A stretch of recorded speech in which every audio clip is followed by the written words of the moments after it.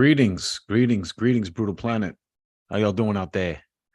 We got a good show for you today. As you've probably noticed, if you've been paying attention, the way we've been doing this is we have been having bands come on during the second hour. So the first hour is usually Joey and myself and Eric when he can make it, talking about the latest and greatest in metal news. And then the second hour is an interview segment with, the band of the day. Or some weeks we can get a lot of bands, some weeks we get one band. It really just depends on what we have available. So lately we've been waiting to do streams until we get a band that we can do an interview with. And because this format just tends to work better, I think, with the bands. Like, by the time that they come on, we're already busy talking about stuff and we're already kind of warmed up. So I think it just works better for my money when we do it this way. But let us know. And then we always, of course, break the interview out on its own so that people can just watch the interview and they don't have to listen to us yet to get to the interview. Once the stream is done, you can see, like last week we did, actually I haven't posted the solo interview yet, but we interviewed Blake from the band Saul last week. And then the week before that, we interviewed so many people. I interviewed Kenny from Typo Negative and I Am Silvertone as well. I interviewed Elias from Nonpoint, CJ from Drowning Pool. We interviewed Bobby from Saliva. So we're trying to get some, we're not trying, we're booking additional bands as we do this. So anyway, Joey should be on in a few. And I'm going to kick things off by talking about, let's talk about something near and dear to my heart a little bit. And I don't know how much, I'm always a little dicey on what I can and can't share here. But one of my, this is interesting because this is kind of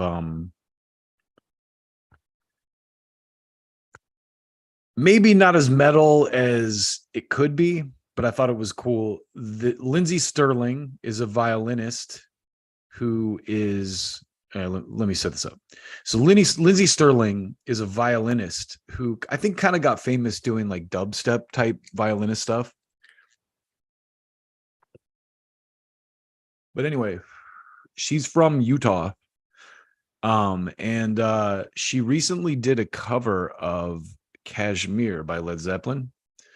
So let's listen to just a little bit of that together. And I kind of tried to select some points here, but check this out.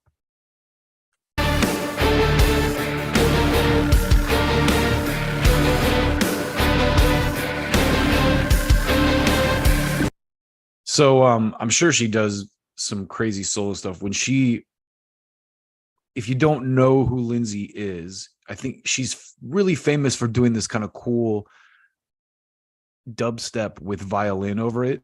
And so this is definitely sounds in that realm, but she's a badass. She's a shredder.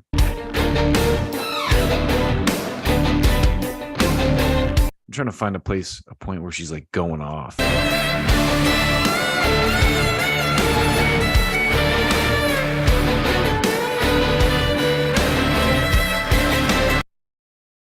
Pretty cool. There we go.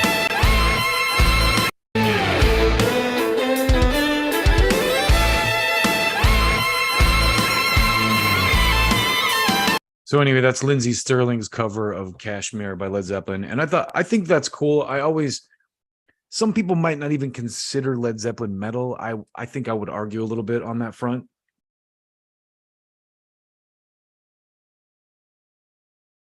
If not because of songs like Dazed and Confused, then maybe songs that are earlier in their discography. I mean, that song is very similar to, Black Sabbath, the song by the band. It has that kind of drawn out, creepy doom thing going for it a little bit. And then it breaks into this heavy chorus. But I mean, the thing that I've always loved about Zeppelin, and I was thinking about this the other day when I was listening to them, is they just mix it up. They always mix it up. Their records mix it up. Like, if you've ever heard a song like Dire Maker, for example, right?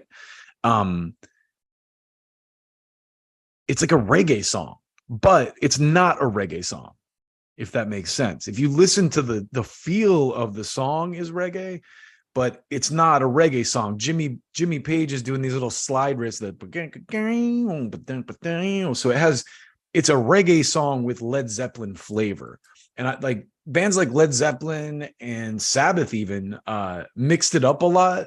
And I think I love a metal band I think that's one of the reasons people love Metallica so much. I mean, if you listen to a record like And Justice for All, it's very dynamic. There's a lot of ebbs and flows to that record.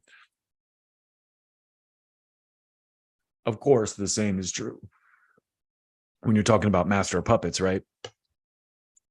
So, very cool cover of Kashmir by homegirl Lindsey Sterling. Another recent metal headline I thought we would jump on, and it was actually props to Joey for seeing this, because I didn't see it, and I'm a huge Pantera fan, probably a bigger Pantera fan than Joey is, but he happened to catch this piece, so we'll see in a minute. Joey, props for that. So Pantera played the song Slaughtered for the first time in a long time at one of their recent shows in Pittsburgh, July 28th in Pittsburgh. So I'm going to share a little bit of that with you, because this is fan footage. So I think that we're cool on that front. I mean, fan footage of a live concert. Let's listen to a little bit of this.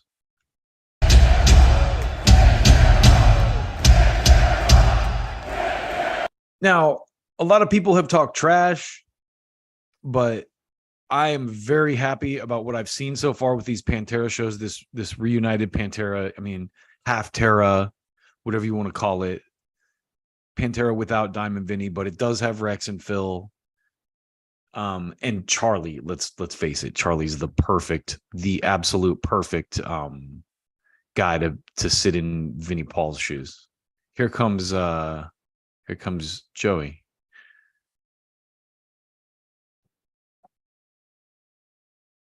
All right, I'm going to stop for just a second. Welcome, sir.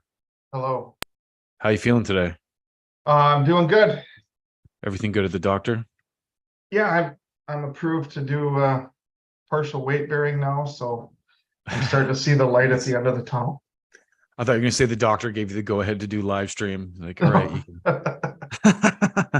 you can live stream today. Yeah. No, I'm still going batty because I can't drive yet. I got to wait another week or so. That's got to suck. Well, it's just silly. I mean, like how much poundage do you put down on a brake or a gas pedal, Yeah, but I'd listen to the doctor, because I'm sure you're going to, but it's like, they usually make those kind of silly recommendations for a reason. I bought my son Invisalign, and he didn't wear it the whole time, so his teeth are still crooked. And I'm like, dude, like, you're supposed to follow the instructions to the T, guy. Like, yeah. Yeah, I told my kids, I said, if you make it till you're 18 without any cavities, I'll give you $500 cash, because I figure I'm still coming out ahead then. The only way to do that is to get them off sugar. I feel like I try. No sugar. It's so hard. I mean, even especially now that my daughter's like baking me cookies and stuff like that. Oh, Puppy, you want some brownies? Bro, I made Nutella brownies last night after dinner. I'm a terrible person. That's actually a real easy recipe too. You take like a cup of Nutella, 2 eggs, and like a couple tablespoons of flour. I think it's like half a cup of flour, 3/4 a cup of flour, something. Whip it together, throw it in the oven, and bam, you got some. Anyway, this is not a cooking show. We could have a low cooking segment. Hell yeah, death metal barbecue. That could be. Yes, that would be tight. Actually, I'd tune into that just on the marketing alone. Yeah, we should find some artists that we can interview if they like cooking or something, get some recipes, do like a Brutal Planet recipe page. I think honestly artists. Though, I'm with it. Honestly, long term, my vision for this would be that we actually have a studio that people come into, instead of just doing it all via Zoom. I mean, obviously we can still do Zoom as well. I'll But just fly out to LA once a week and hang out at the yeah, studio or with we'll you. set it up.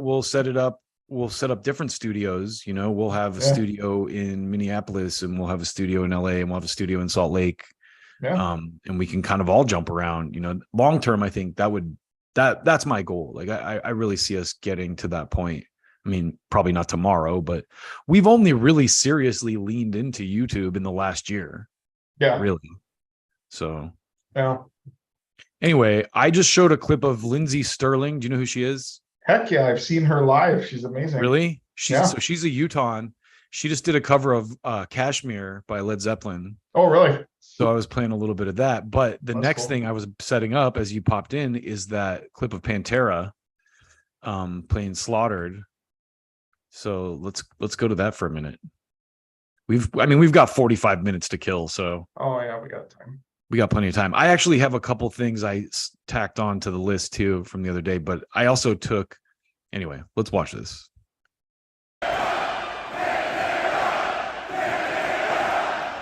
So far I've been real happy with what I've seen.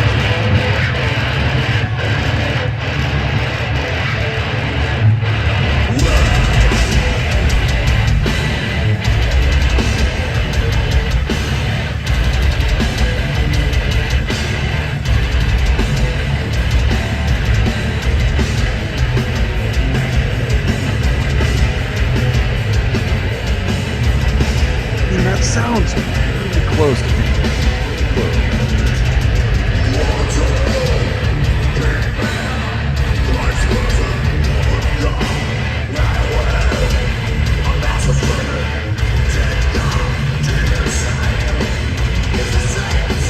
So I will say this. The one thing, and I'm sure like diehard Pantera fans will agree, as much as I love Joey on the, or not Joey, Charlie on the drums. Joey's the singer of Anthrax. You can hear where he falters a little bit in these songs. Like the thing about Vinny that was so always so impressive is how rock solid he was. He was, you know, he was just on. Like if you listen to those live shows, he does not mess up. Yeah, and I don't know Charlie. I've never gotten into Anthrax or nothing, but I mean the choice of Zach Wilde on guitar to replace Dimebag. I mean, I couldn't have thought of a better person to do that, you know. Totally. And I mean, just because he has the chops to play Dime stuff and he was good friends with Dime, but also right. I think the same could be said of Charlie. But it's like when I hear some of the live Pantera with Charlie, you can tell that, you know, I mean, it's a different, like, and I'm not talking ill about Charlie because I think he is the perfect person to do it, but he doesn't play these songs all day, every day like Vinny did. You know what I mean? So he doesn't, they're not his songs. So he's kind of like doing this as a passing thing. And, you know, so I can't expect him to be at that level, but as someone who's like listening closely to the music, that's the one thing I will give the haters is that, you know, there's a couple, I can hear Charlie falter sometimes here and there where, you know, Vinny would, it's almost like with Lamb of God. I shouldn't talk shit about Lamb of God, but I hear this a little bit similar thing with, because Chris Adler from Lamb of God, the original drummer was a beast. And I don't know what happened with him or why he ended up leaving the band, and the new guy is incredible, but I hear a similar dynamic with him. And it's probably mostly just on the stuff that Homeboy didn't write, the new guy. But it's not bad, right? It's just a different style of playing. So you notice a little tweaks here and there, maybe. Well, the thing is like, let me show you what I mean on this clip right here. And this is their, just to give credit to Charlie, this is their encore. So he's probably already been playing for like 2 hours. I'm pretty tired. Yeah. But there's this transition, listen to this, where you can hear him kind of like fall apart a little bit. Not fall apart, but he kind of like, it goes out of the pocket a little bit.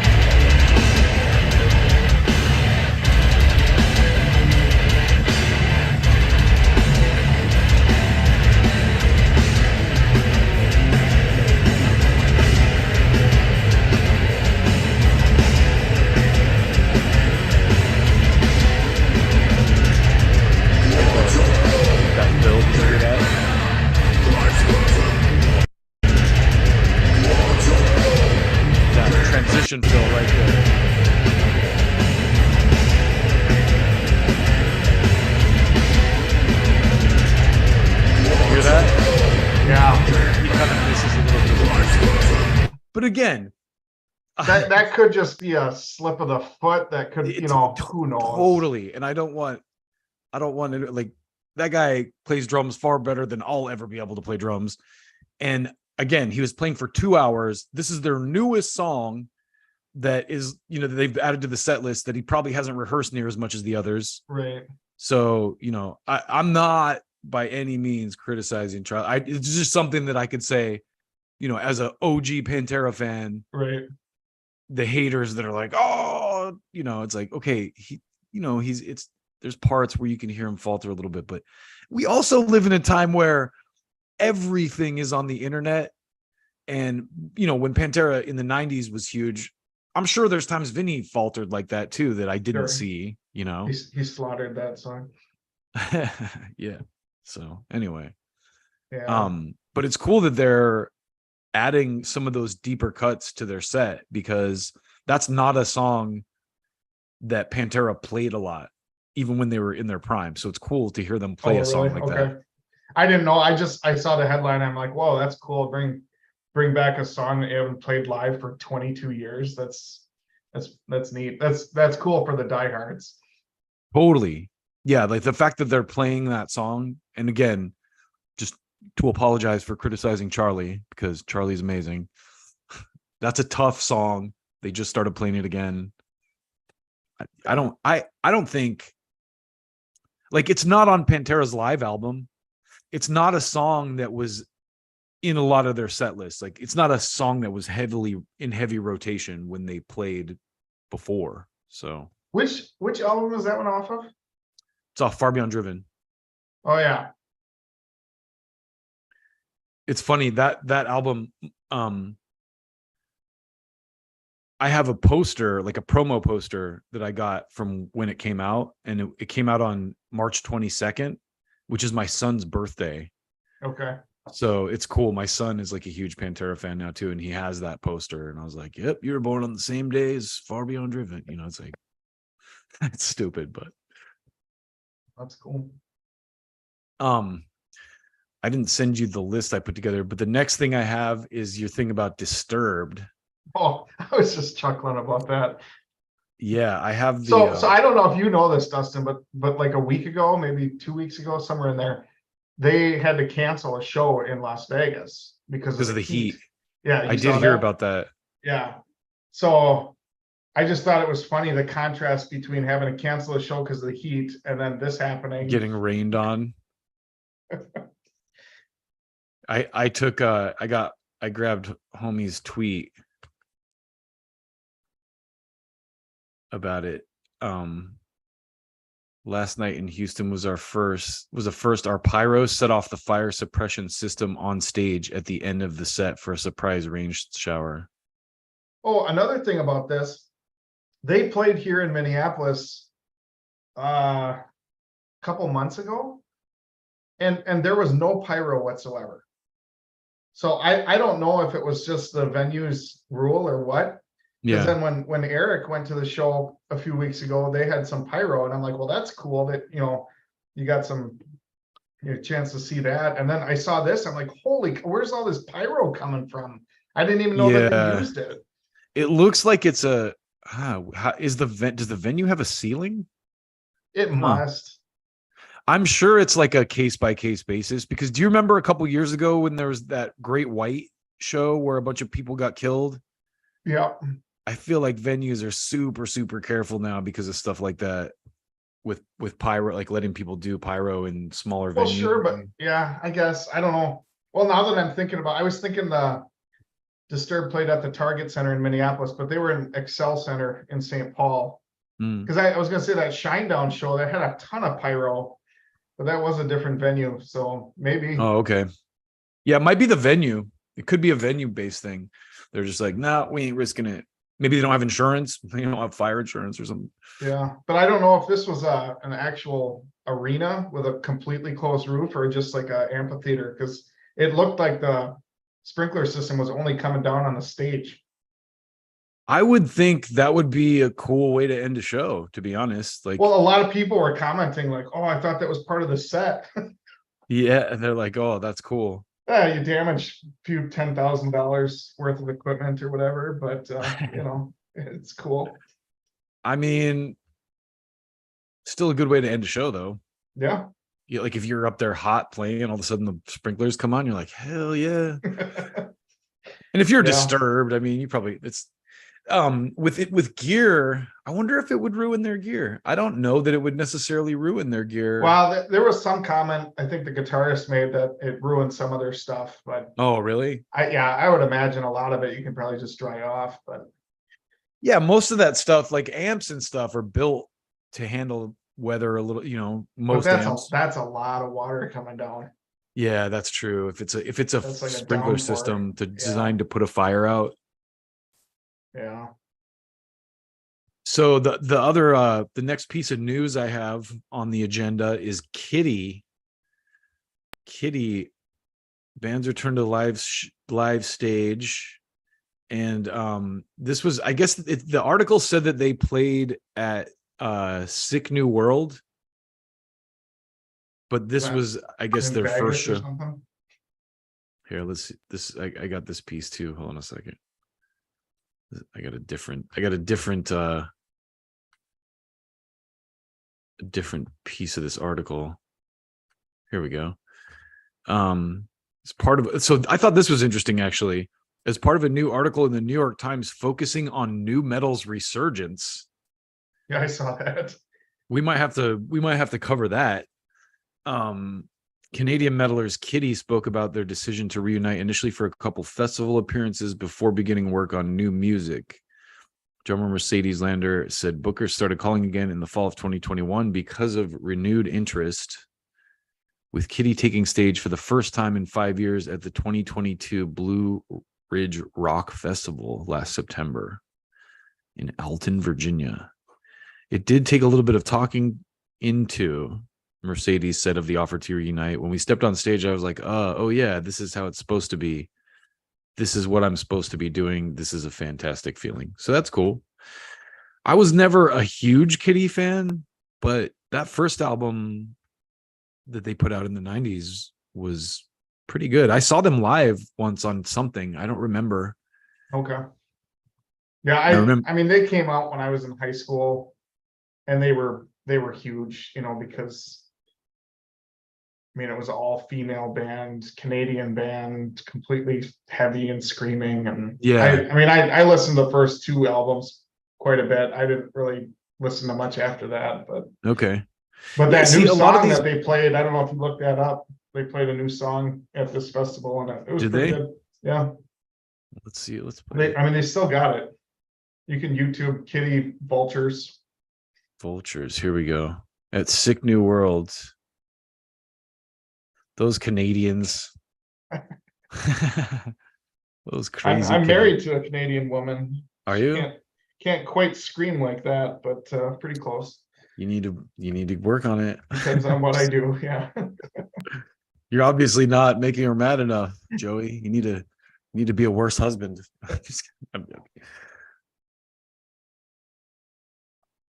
Those Canadians, though, I mean, before we play this, I was watching Rick Beato with that guy Ola England. Have you ever seen that Ola England guy? He has like a show called Coffee with Ola.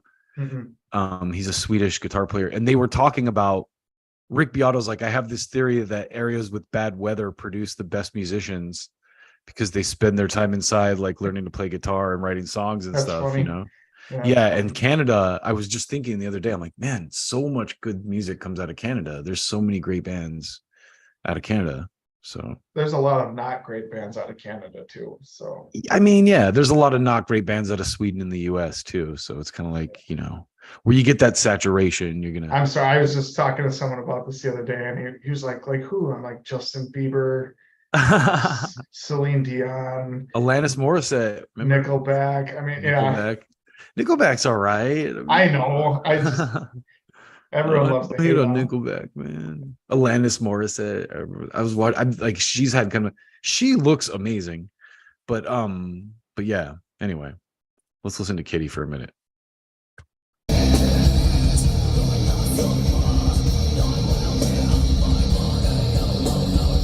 Oh.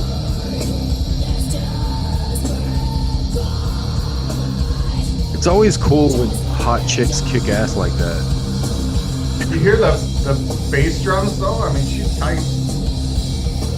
Yeah. That's her sister, right? I believe so.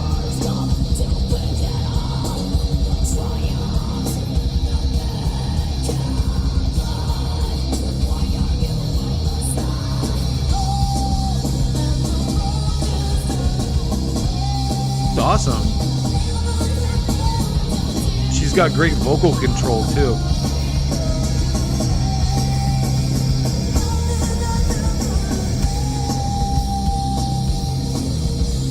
They ain't using any backing tracks. I can guarantee you that.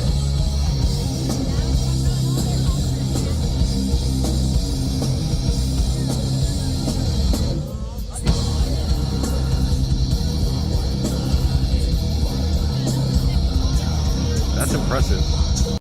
Now now that makes me want to go listen to Old Kitty. Oh, we should get them on sometime. I'm sure. There's a couple of bands I'm in the talks with that I don't want to say anything on live stream about that I'm really excited about. So we'll see if they pan out. Like they're kind of asking for, we may have to do, because sometimes they don't want to be live. So we may have to do the interview not live in those cases, but for the most part, I think most bands are like, whatever. They're going on podcasts like this anyway. Right. So, what else do we have on the agenda here? Oh, okay. So this is interesting. Speaking of podcasts, great segue. Metallica launched a podcast. Did you know about this? Their own? Yeah. No, I had no idea. Okay, so check this out. Where is that? Here it is. So this is it's called the Metallica Report, I guess. Oh, I did get an email because I'm on the email list for Metallica, but I didn't open it. Okay. So I did grab another. It's just easier. Like I don't like to open these websites while we're on stream. I wish I had a better computer, or we'll get better. Obviously, I was talking to Eric about this streaming software the other day that we may end up investing in, but when I'm on stream, if I open like a website like Blabbermouth, for example, or any website really, it slows down the latency of the stream, and then our voices are delayed and stuff, and they're like the soundtrack's off. So anyway, we'll read this. Today marks the debut episode of the Metallica Report, a new podcast offering weekly insider updates on all things Metallica. Broadcasting directly from the band's Northern California headquarters, the Metallica Report will be hosted by two of the closest members of the Metallica family, Stefan Shirazi, whose history with Metallica spans from covering the band as a journalist in the 80s to his current role as editor of the band's online mag, So What? I didn't even know they had an online mag. And Renee Richardson, director of philanthropy at the band's All Within My Hands Foundation and well-known Bay Area radio personality. Each episode of the Metallica Report will feature Stefan and Renee, keeping listeners informed with the latest news and updates from Metallica HQ, as well as dispatches from the road as the M72 tour continues to make its way around the world.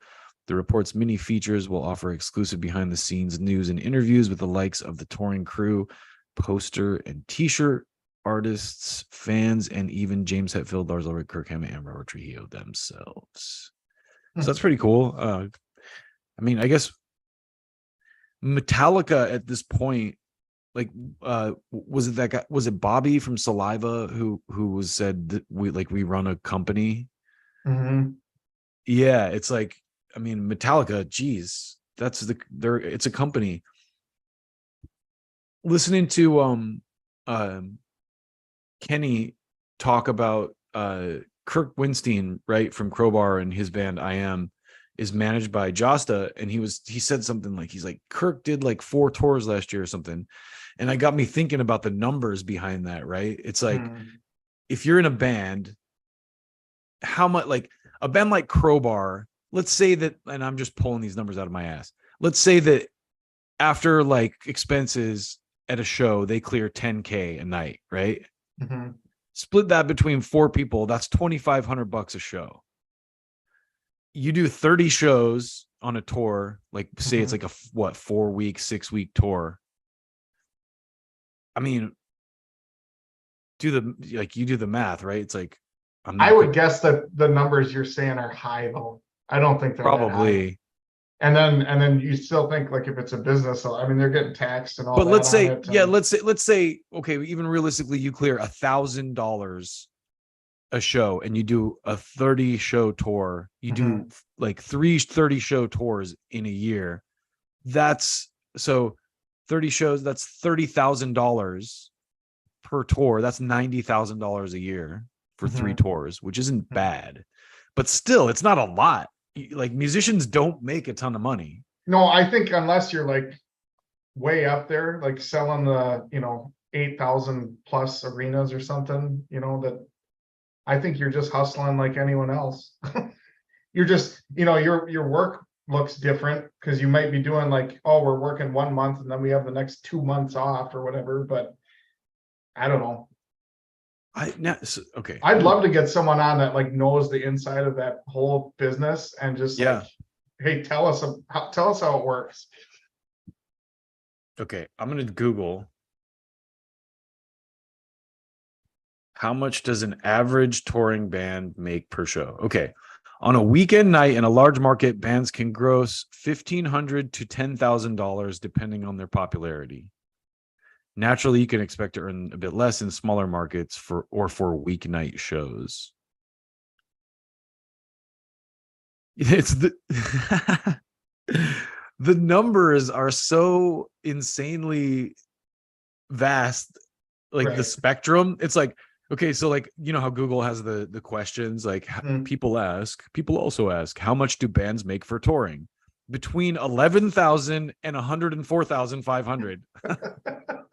That's a vast difference. Like, it's like, although salaries vary by artist and runtime, you can generally expect to make between 11,000 and 104,500 annually touring. Of course, that's a stark difference. So this depends on the volume of shows and attendees you have going on. So if you're in like 3 bands and you do 3 tours a year, you're probably more likely to be on the higher end of that.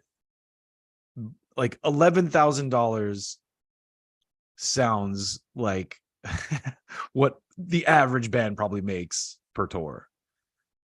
Well, and again, like you just wonder how much of that is coming from actually playing, how much of it is merch, because even merch, you go to these venues, I'm paying $40 for a t-shirt. Yeah. There's no way the band is making that much money off of it. No. The venue's getting a cut, the band's getting a cut, Sure. This is without any of that, I'm sure. Like merchandise is a whole other thing. So it's like so that's another side of it. It's like, but that's not guaranteed either. Like if you book a tour, right? Right. You usually have a guarantee based on the ticket sales. Like you get a guaranteed amount per ticket, or if you sell it out, you get a guaranteed, like the band takes this much money, period. But then you have to pay your crew, you got to eat, you got to pay for gas and all that kind of stuff. So yeah, it's gotta be a worthwhile proposition. But it's crazy. It's crazy. Yeah. So then you get like a band like, let's say Rammstein, when they rolled into town here, I think there was a news article on it. It was like 10 semis full of gear, like to set up for their show, because they put on this big theater thing, and with the pyro and everything. Yeah, and you just wonder like how much money.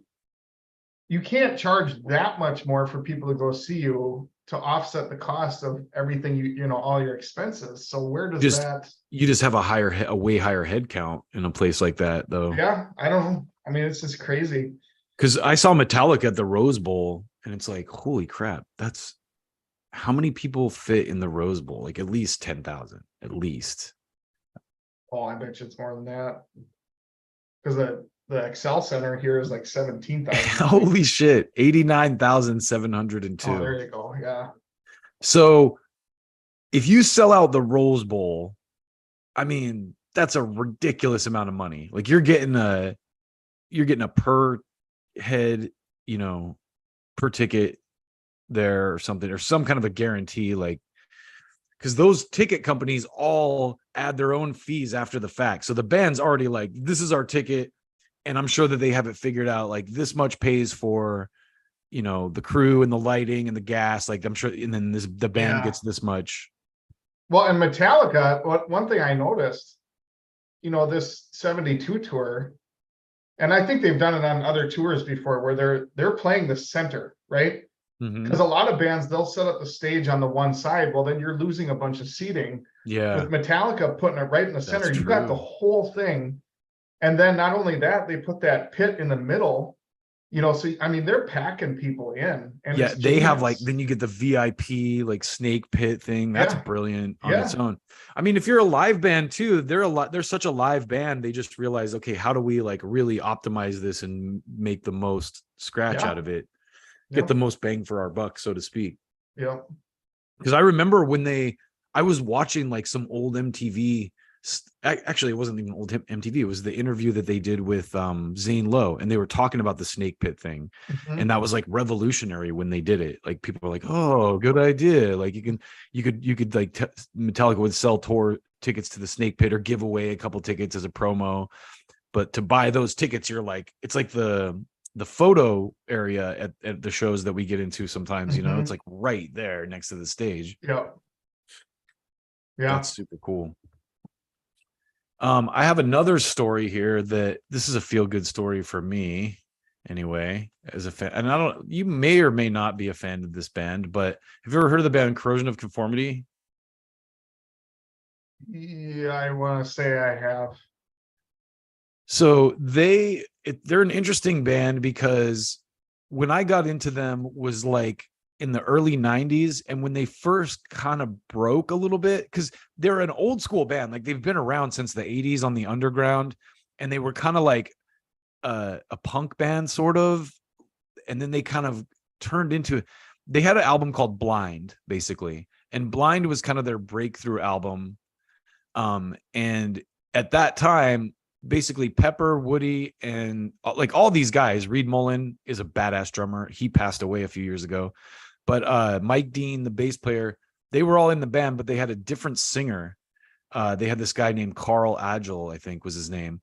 And at that time, they were almost like more of a Metallica type band. They had these like kind of epic progressive song structures.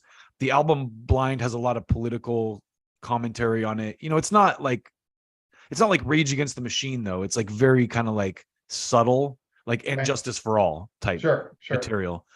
So after that record came out, one of the big songs on it was one that Pepper Keenan sang on called Vote with a Bullet. And I guess they dropped that singer and they made the album Deliverance, which just certified gold. And Pepper took over on vocals and guitar. So they became a 4-piece basically, but with the same members. And then the album after that's called Wise Blood. But those two records are like really good records if you've never heard them. So when did this come out? Deliverance came out in the 90s. That's why this is so crazy, because it's such a great record, man. It's like really blues metal.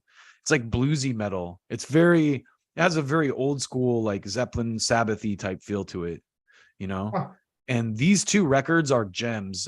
Deliverance specifically, it's one of those records that it's such a sleeper. I didn't think about it on my list. But it's one of those records that it's good front to back, and the songs and the styles are varied. So you know what I mean? None of the songs sound the same, even though, it's the same band. You can tell obviously, but I don't know. It's hard to explain, I guess, like just the styles that they blend on that record, the different types of songs. They have some it's very riff based. It's just good, raw, like rock metal stuff, but it's not scream vocals either. He's got kind of a raspy, bluesy voice, very guitar driven stuff. So anyway, I thought it was cool that certified gold finally after all these years, because it's well deserved. And here I'll just read this other little piece. Corrosion of Conformity's Deliverance, which saw the light of day 29 years ago, and was the band's first studio album featuring Pepper Keenan as frontman, was officially certified gold on August 1st by RIAA for sales in excess of 500,000 copies. The RIAA developed its gold and platinum awards in 1958 to honor artists and create a standard by which to measure the commercial success of a sound recording. The program trademarked the gold record and formalized the industry practice of presenting awards to artists for music sales achievements. Now, I wonder, and I'm sure that I'm sure that streaming and like YouTube and stuff factors into this now, because I know it does for Billboard, right? Like for Billboard rankings, they calculate, they totally count like YouTube plays and stream Spotify and Apple streams and stuff now as part of that metric for what gives you a gold or a platinum record. Yeah, I mean, the whole music industry, how much it's changed over the last 20, 25 years. Yeah, it's changed a lot, but I was like, this Ola England guy, I love his show. I'm trying to now I got to look up what band he was in, because he's a Swedish guitar player, and he was definitely in like a really popular metal band. I don't want to say really popular, but Swedish guitarist, The Haunted. He was in The Haunted and 6 Feet Under. Oh, okay. So he has a YouTube channel, and he had Rick Beato on, and who I love, who's kind of like just a music YouTuber. Guy's a G. He covers everything from like, he has this thing called What Makes This Song Great, where he breaks down a popular song and like talks about all the different elements in it. But then he also does interviews with like, he did an interview with like members of Soundgarden and Nirvana. His Billy Corgan interview was great, like that kind of stuff. But they were talking about music right now, and Ola was taking questions from their YouTube stream, and one of the questions was, what do you guys recommend for young bands right now to get signed or something like that? And Rick Beato and Ola were both kind of like, first of all, don't get signed. Like that's the last thing you need right now. It's the best time. They actually, and the reason I'm yapping about all this is what they were saying is they were saying it's the golden age of music right now. It really is, because the technology to produce a record is cheap and available to everyone, and the ability to record a good sounding song is available to everybody, so people can make great songs in their bedrooms, and the distribution is available to everyone through TikTok and YouTube. Sure. And so if you have a great song and you put it up on YouTube, people will notice it. You don't need, well, especially if you get that little clip that goes viral or whatever. I mean, yeah, that's your ticket.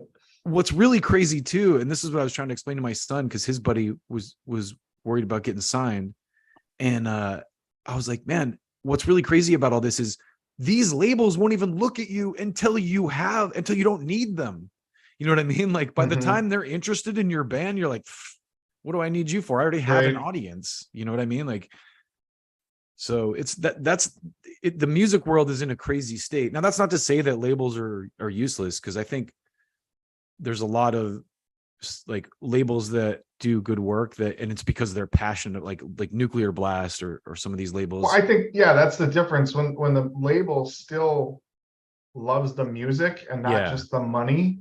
Mm-hmm. I think you still get that familial relationship with your bands and stuff like that, but they care about their artists. Like a label like Tooth and Nail is a good example, or Solid State. Right. Yeah. It's like these small indie labels. The reason that these labels thrive is because they're built by people who genuinely love music and go out and find artists that they genuinely love to share them with the the masses.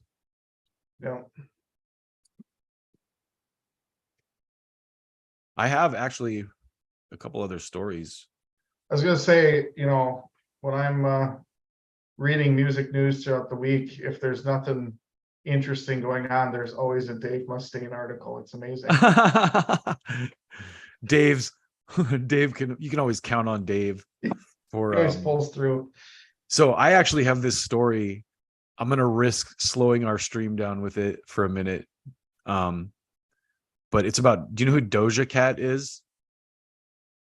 I don't listen to the music, but I've heard the name. Yeah. Okay. So she's like a popular a hip hop rapper kind of thing. Yeah. She's a good example of what we were just talking about, to be honest. She got famous by posting her stuff on like Instagram and Oh, really? Okay. YouTube and stuff like that. She's incredibly talented. She's hot too, but she's super talented. Like she's legit. Like I can listen to I her and want to go, say I've heard one or two of her songs, but yeah, this girl is like, she's legitimately talented. Like she's a good songwriter. She writes catchy songs. She can rap like intelligently. But there was this article. I guess she did a song with the Butcher Babies. really, so she's like crossing over into. Yeah. And so here, let's see if we can get this to load, and then maybe I can stop it from loading so it doesn't like crash our stream. Okay, here we go. It's still gonna slow it down because of the nature of the beast, but so this headline, I grabbed this because it says the headline is Doja Cat is more metal than most metalheads I know. And that's that chick from the Butcher Babies. Yeah. What's her name? Heidi Shepard. Yeah. In a new interview with Ann Erickson of Audio Inc. Radio, Butcher Babies co-vocalist Heidi Shepard was asked for her opinion on the current state of the metal scene. She responded, "I really love a lot of new bands that are out there. And I think there's a lot of really great bands putting out really great music. And something that I can really respect is that people are experimenting and people are doing things that are different. People not putting out the same record over and over again. People are expanding. I love the genres crossing with so many other genres as well. I'm such a huge fan of hip hop. I'm such a huge fan of country. I'm a huge fan of all music, to be honest. It's just incredible to see the cross genre happening and seeing that all these other fans in country or in rap are being exposed to metal. I feel like metal needs that. We all need that. I agree. We need that openness between music lovers in general. So that's a huge positive. I'm super excited to see." Shepard also touched on Butcher Baby's cover version of rapper Saweetie's chart-topping single "Best Friend," which featured fellow American rapper and singer Doja Cat. Okay, so Doja's going to Butcher Babies. Yeah, so Doja, well, she did a song with Butcher Babies. Yeah. So Butcher Babies did a cover of a song by Saweetie, I guess, and Doja Cat was on it. Gotcha. And so this is what she said. "I love Doja Cat. She's way more metal than most metalheads I know. That girl is so cool. There's so much respect to be given to all the artistry. And I feel like sometimes we're told, oh, you're only supposed to like metal. You're only supposed to like metal. But I feel like you're really doing yourself a disservice if you only jam to metal all the time." I honestly, I don't know any metalheads that seriously say, well, I shouldn't say that. There are some elitist dudes, but I've always been one of those people who listens to all kinds of music, you know? Same here. And what's funny is if you keep reading here, The Slaughter to Prevail to Lainey Wilson, I own albums from both of them, like. Do you? Yeah. That's awesome. Yeah. And I mean, I'm the same way, man. I go to shows, I listen to a lot of underground rap. I listen to a lot of weird jazz stuff. It's the thing too, is like, if you're an artist, if you're making metal and all you're listening to is metal, you're going to just sound like everyone else. Right. So it's kind of like those external influences that kind of help shape you. I really think, Yeah. And I have music I don't listen to often, but when I do, I really enjoy it, but right. I always tell people like 90% of what I listen to is hard rock or metal, but I got that 10% that I don't know, I can be a softie. Yeah, I love me some Barry Manilow once in a while, It's lately I've been on this trip where I've been making like decade playlists. So the other night I went with a friend of mine. This was like a couple weeks ago. We went to this club in LA somewhere, and this DJ at first I loved because she was pulling all these 80s songs from the 80s that I didn't like at the time, or songs that I would never have thought of, but I remembered from the 80s. Like, to give you an example, you probably have no idea what the song is or who it is, but for anyone who's listening who does, Al B. Shore, "Night and Day." Have you ever heard that song? I mean, I might have heard it. I don't know it by the name, but. And then "Easy Lover" by Phil Collins was one. Okay. Just stuff like that where I was like, oh, or like Caribbean Queen by Billy Ocean. Ever heard that song? Oh, it's so good. So she was anyway, she was pulling all these songs, and then all of a sudden out of nowhere, she pulls Chubby Checker Shout. And I'm just like, what is I just froze on the dance floor. I was like, I can't dance to this now. I was just like grooving, and now it's Shout. Yeah. Doesn't make any sense.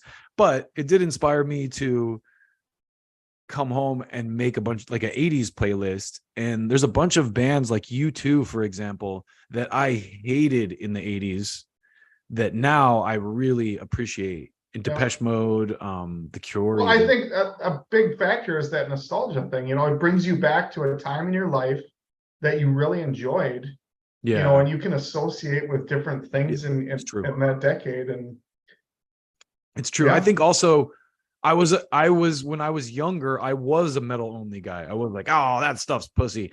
I remember making fun of my friend always wore a Depeche Mode Violator t-shirt.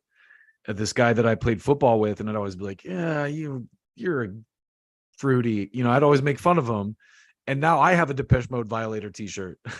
And I love Depeche Mode. They're like one of my favorite bands. well, and part of that too is you just mature and you start thinking outside the box, and you're like, Yeah. you know what, this is actually good music. They're talented, whatever, and that's how I started getting back into country again. And I don't like a lot of country, but some of it, it's very well written, or the stuff that's not just pumped out for commercial success. It's actually written. I'll dig that. And you're the one that like I'm the one that loses out by being closed-minded too. It's Oh, because you I don't like any country. just by not being open to listening to different kinds of music. Oh, It's like you're cutting yourself off from like no one care, no yeah. one Well, to be cares. to be fair though, a lot of it's garbage. So Oh, country, yeah. Country's probably because I grew up in Utah where it was like a huge thing. Country's probably my least favorite genre, but even in that genre, there are artists I really love. So, well, I think I told you that Jelly Roll, that album he put out this year. That's I need to listen to that. Oh my gosh, I've heard dude. a lot of Listen people to say good that things front to about it. back. And that I don't know if we put out our top 10 albums on Brutal Planet every year. I don't want to get fired, by putting a country album on, but Do it. I'm all about it. Honestly, this is the other thing because I reviewed a folk album one time for on did you Brutal Planet. really? Yeah. But it was a dark, like, to me, it's like heavy doesn't necessarily just have to be screaming and guitar solos. You know what I mean? Right. It's like that Modern Life is War record that I voted in my number one. Like that is one of the heaviest records I've ever listened to, just emotionally. Mm, The raw power of the like emotional content of that album, you can feel it. And so to me, heavy is, I mean, heavy is heavy, whether it is the sound that's heavy or yeah. the vibe that's heavy. Like Jelly Roll country record could be heavy as hell. Well, he mixes like hip hop, hard rock, and country all together, but this one's definitely more country. But I told Eric one time, because just bringing this full circle here now, Lindsay Sterling, I would love to shoot that show. I mean, she puts on a great show, and I would love to do photography for that. And he's like, if she's ever coming through, Do you it let me know. for We're gonna sure. try. We're gonna try to cover it. So I'm like, that'd be awesome. Honestly, Lindsay Sterling's heavy. She's got some heavy shit. Like I got into her a few years ago when she was doing like more kind of like dubstep driven Yeah, yeah. stuff. And it like, what's interesting too, you might appreciate this. I'm not the hugest electronic music guy, but I fuck with a lot of electronic stuff too. And I have this friend out in Vegas, and she told me one time, she goes, you don't realize it, but there's like electronic music has its own subgenres like regular music. So like dubstep is like the heavy metal of like electronica, and then like trance is like the like adult contemporary, and like house is like the kind of like R&B disco. That's fun. And I'm like, wow, that's crazy. I know. Oh, here's our guy.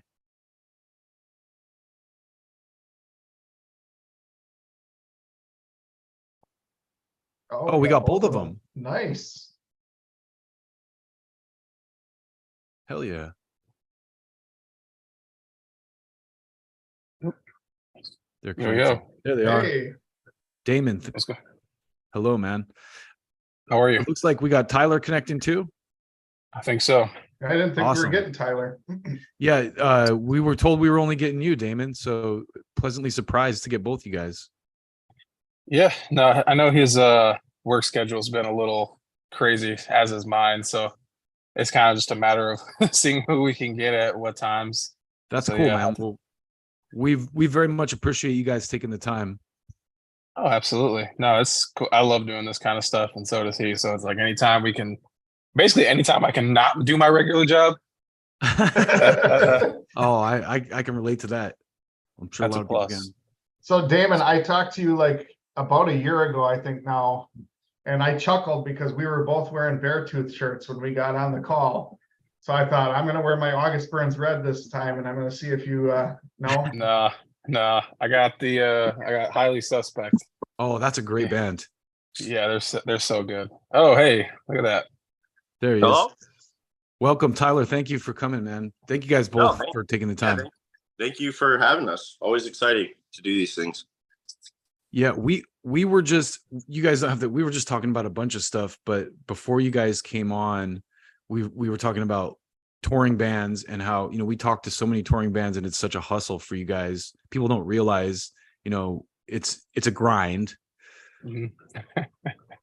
But we were also talking about playlists and stuff, and just actually before you guys came on, we were talking about listening to music outside of metal and hard rock, and how a lot of the bands that kind of define themselves and have a style that's a little unique, it's largely probably because of that. They're not just listening to what's popular in their own genre.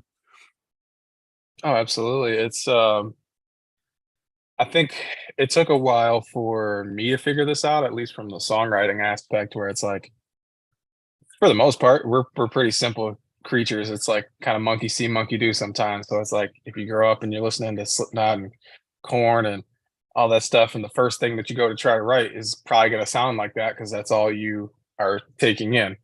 But it's like if you can diversify your palette a little bit, and I'm not saying that you have to. It's just a matter of some people, like, they need the variety. But then I'm sure people in your life that it's like it's chicken fingers or bust. That's it. They're just like, that's it. That's all I like. Just give it to me. But they're gonna give you, if they know how to make it, they're gonna make you the best chicken finger you'll ever have. So it's different strokes for everybody, but I like that analogy. Yeah, I was just telling Dustin, have you guys heard of Jelly Roll? Yes. Absolutely. Yeah, so I like that new album he put out. I'm just in love with it, and I just love how he blends so many genres together, and comes out with that, and it's so authentic too. Oh, absolutely. And people don't even, I guess most people don't realize this. I mean, kind of like anything, he's been doing it for a while. Oh yeah, Like yeah. he's come up to, like, we had a venue in Lansing called The Loft and Max Bar, and this dude, he'd probably been coming up there since 2011, 2012, selling out Wow. 200 cap room, selling out 350, still at The Loft. Like he was playing with more of like the Juggalo crowd too. So like he could come up there with like Twisted and ICP, and now it's like he's starting to cross, like, obviously you see like the country rock crossovers, the pop country crossover stuff, like, and again, kudos to his the people that market his music, because it's definitely, I mean, it's smart, because you think about, I don't know if anybody else has ever thought about this, because you guys talked about playlisting. You think about like Rap Caviar or some of these big pop and rock playlist, like the pop playlists on Spotify, they have 40 spots to resemble the top 40. It's hard to compete against like Travis Scott or Beyonce or Lady Gaga or any of these like enormous artists, even by the week. Exactly. Like Drake, like, yeah, even country has a hard time competing with that. Mm-hmm. But then when you go to some of the bigger rock playlists, you see, oh, they have 200 spots, they have 300 spots, or they have 150. And it's like, if you're a huge artist, instead of competing for 40 on top 40, but you can get 5 or 6 of the top rock lists that are still they still have multi-million saves and everything else. You're accessing a whole different audience without having to fight against the super big machine. I mean, they're still a part of the big machine, but Yeah, you know, you can it's climb up. just simple numbers by that point, and then you can elevate yourself to where you can now put up a chance, I guess, you know, when it comes to some of these other awards, some of these more like traditional style metrics. So That's the like I said, world today too. kudos to them, man. Yeah. You got me. I hung up on something you said earlier about the juggalos because I just saw this thing with ICP. It was like this retro. They literally put a commercial out. I have so much respect for those guys because they kind of have this whole thing that's all them, and they were totally independent. I watched this commercial they put on MTV because they're like, you're not going to see us on MTV, but they did a commercial for Twisted back in the day, and I was just like, that's how much money that they had. They couldn't get on MTV, so they just bought airspace on MTV. Yeah. But They are an ecosystem unto themselves as far as, you know, them owning their masters, them printing and retaining the rights to their own likeness and merchandise. You know, they have a bus company, they have their own rental, like they own everything, so everything comes back to them. And it's, you know, hey, it's an enviable position to be in, but it's also one you have to have the acumen to be able to do it, to notice the details and the things and the value. You have to know the value in yourself to be able to fight, because there's always going to be somebody that's like, no, man, I can do this better than blah. And they were like, we're good. yeah, We'd rather take the whole thing than you promise us the world and we only get 7% in perpetuity. You know what I mean? So that Juggalo thing too. I saw Tech Nine saying, giving ICP props. He's like, I wouldn't be where I am if it wasn't for the Juggalos and the ICP crowd and stuff. It's like they've put on a lot of people too. absolutely. And you see, I mean, for a while, if you've seen like the gathering of the Juggalos and their lineups, you'll see anybody from fucking Lorna Shore and Amir to Ice Cube to Yeah. Mushroom Head to whoever, because they don't care. They just realize, oh, you guys need a fan base. You guys want an audience. You want new people in your corner. Well, we have the most diehard, honestly, and I know a lot of Juggalos. It is crazy. It's fanatic. It is something I honestly just can't describe because I'm not really into that, but I can feel it because I mean, it's the same way with us for like rock metal or just heavy music. Like you have that just undeniable feeling, but for them, it's like a whole, it's a whole different thing, man. So shifting gears, man. Sorry, not to get off the. You guys are from Michigan. Talk a little bit about your history and the history of the band, how you guys got together. Go back as far as you want. Oh man, going just to the beginning. It's like around 08 or 09. Myself and our other guitar player, Mike, we've played in bands since, it's like 2005, 2006. So we've been there for a little while, rocking with each other. Really kind of, again, like I said, grew up in Michigan with a very kind of dynamic music scene. Like it was, very punk dominated, very hardcore dominated, EDM, obviously we're one of the birthplaces of, techno music. So it's like, we have a crazy scene down in Detroit, Grand Rapids, and we still have the rock scene. You have Detroit Rock City, you still have soul and Motown and all of that stuff. Like what you were saying in the beginning of your conversation of having an eclectic palette. It's like us in the Midwest, we have the seasons. So we have so many, we need the sounds, we need the vibe. You need the summertime vibe, you need that top down. I'm blasting something, either just nasty hip hop or something nasty metal.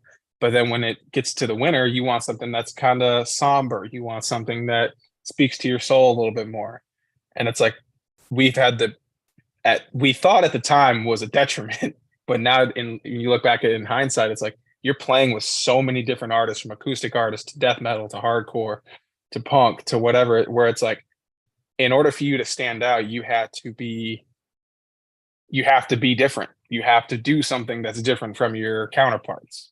And I think throughout the years, like we finally have like assembled the pieces to where we can do that. It's like you have myself and my background, our drummer Ryan, we met on the internet over COVID because hey, he does pop covers. He'll do anything where it's like if it sounds good, let me rock it out, and it fit with our ethos. The same thing with Tyler. Tyler was like he was playing in bands with us for a while. Our singer left, and we kind of suckered him into playing. We were just like, hey, we got some shows on tour, man. You want to do it? He's like, I've never toured, and we're like, we don't care, because we also didn't really have another choice anyway. So I guess singer by default. Sorry, Tyler. But Yeah. oh, look at that. See, proud. Yep, that did happen.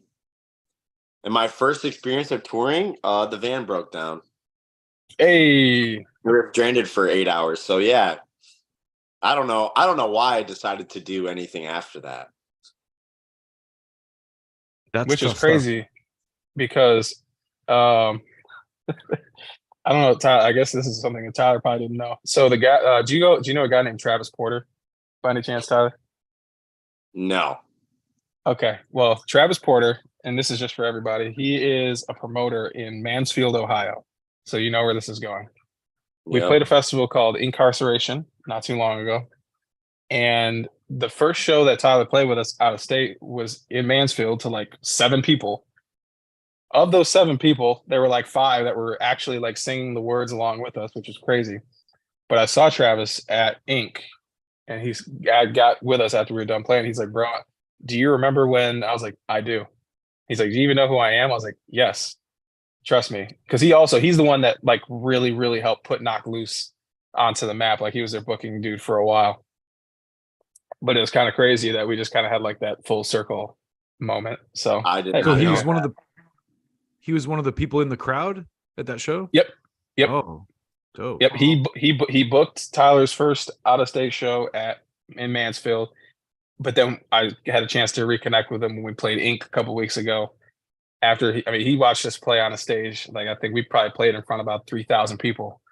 So it's like That's cool. it's a crazy thing to think about sometimes. Small world. It is. You guys have really been gaining quite a bit of momentum just even the last few years, haven't you? Absolutely. It's kind of like honestly like a roller coaster. I mean, when we put out our last record, it was like the trajectory really started to do this. We were touring a lot, like just hopping on any show and any possibility that we could, and it was paying off dividends. COVID happened and kind of reset our timeline a little bit. But at the same time, again, kind of hindsight looking back at it, I'm glad that even though we didn't necessarily know what was going to happen with the band, because I mean, I'd be lying if I said, man, there were days and you wake up and you're like, nothing's really going on, or you don't think anything's going on, but you still are doing the work. You're still writing songs. You're still manufacturing strategy and figuring stuff out. And again, this is kudos to just everybody in our team, everybody, including you guys, because I mean, you still had to do the work to get to where you're at right now for us to even have this conversation. Mhm. And it's a matter of, even though you might not think something is not happening, it's all building up to something. And that kind of 2.5-year layoff allowed us to reassess a lot of our weaknesses, maybe some stuff that we were doing wrong or weren't maximizing, being as brutally honest as we could. And again, we fought a lot. We yelled at each other. We were yelling. There were times where it got real tense, but that's kind of the key, where it's like that kind of stuff, it doesn't break us. We're brothers. We're going to argue. We're going to be pissed. We're going to be uncomfortable. But because of that, we are all able to grow into whatever is happening right now. And it's like, it's kind of an amazing feeling, really. It feels like a second or third act in some senses. That's a cool attitude to have. I was watching Metallica recently, and it's like Kirk and James and Lars have been, I mean, that's like a 30, 40 year marriage with more than one person. You know, that's a lot of, like, there's a lot of work going into just that relationship with your bandmates, you know? Oh, absolutely. And again, I guess the thing where some people, they think about like, oh, when you see the bands that do have that long chemistry where they can coexist, it's like there people think like, oh, they must be best friends. They must be hanging out every day. And it's like, nah, man, you're living your life, but you understand that the friendship that you do have or the connection that you do have, it's like you have to have your own thing going on. You have to be able to come home and retreat kind of to your own little corner for a little while. But then when you get back together, you know exactly what it is. You know what you're going to be getting from the other person or the other people involved. And that's the thing that keeps everything on track, is still retraining kind of like the one track mind, but being able to come back, decompress a little bit, still get what you need to get done because you have that responsibility to yourself and to the others. But yeah, again, kind of to long-windedly answer the other question, there's been quite a bit of movement, but it's not, I don't want to say it's surprising, because I've seen what Tyler's done. I've seen what Mike has done. I've seen what Ryan has done. I see what Oliver and the rest of our management and our label have done. And honestly, I would be more surprised if stuff wasn't happening because of all the work that everybody's put in and all the hours, all of the, the hard days, you know what I mean? Yeah. I'm super excited for this album. I think I told you last year when I talked to you, Damon, I hadn't heard of you guys up until probably a week before we talked, and I was an instant fan. I went back and I actually purchased your previous album, and I've been rocking that for the last year, and that Sinner EP was so good. So I'm super stoked for this one coming out here in September. Was it the 29th? 29th, yep. And the one thing that did surprise me, though, it looks like you guys are putting 3 of the songs from the Sinner EP on this album. Correct. What was the reasoning behind that? So we'll give you a little insight of our thought process at first. The thought process was we wrote, I think we had like maybe 12 or 13. No, it's probably about like 10 songs. And it was just, at that point, it was just like, we just want to release singles. That's all we really want to do right now. Like, we don't have any intentions of putting out an album at the moment, because we still were just looking for, a new home after leaving Sharptone in like the end of 2020. So it was just one of those things where it's like, we're just kind of going to do what we want to do instead of do what the industry standard is, obviously. I know like the industry is gearing towards or going towards more of the single route now, but EPs and CD are, LPs are still a thing, and they always will be.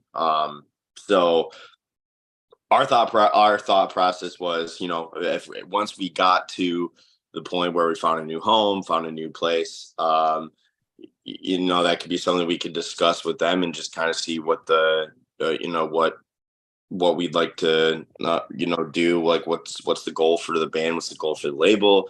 And it just kind of became one of those things where like we wrote more and more songs. I think we had like 15 or 16 at the time, and we were like, you know what, we want to kind of do like a few different EPs maybe, and then just kind of have that combine and be like an album, and then maybe throw a couple more songs on there just to give it the feel of like you haven't listened to every single song, So it's just one of those things where we were like, that would be like a really cool concept. But then, we already had that plan, I guess, in place. But then we were like, we had 12 songs that we really liked, and we were like, you know what, we're going to do this.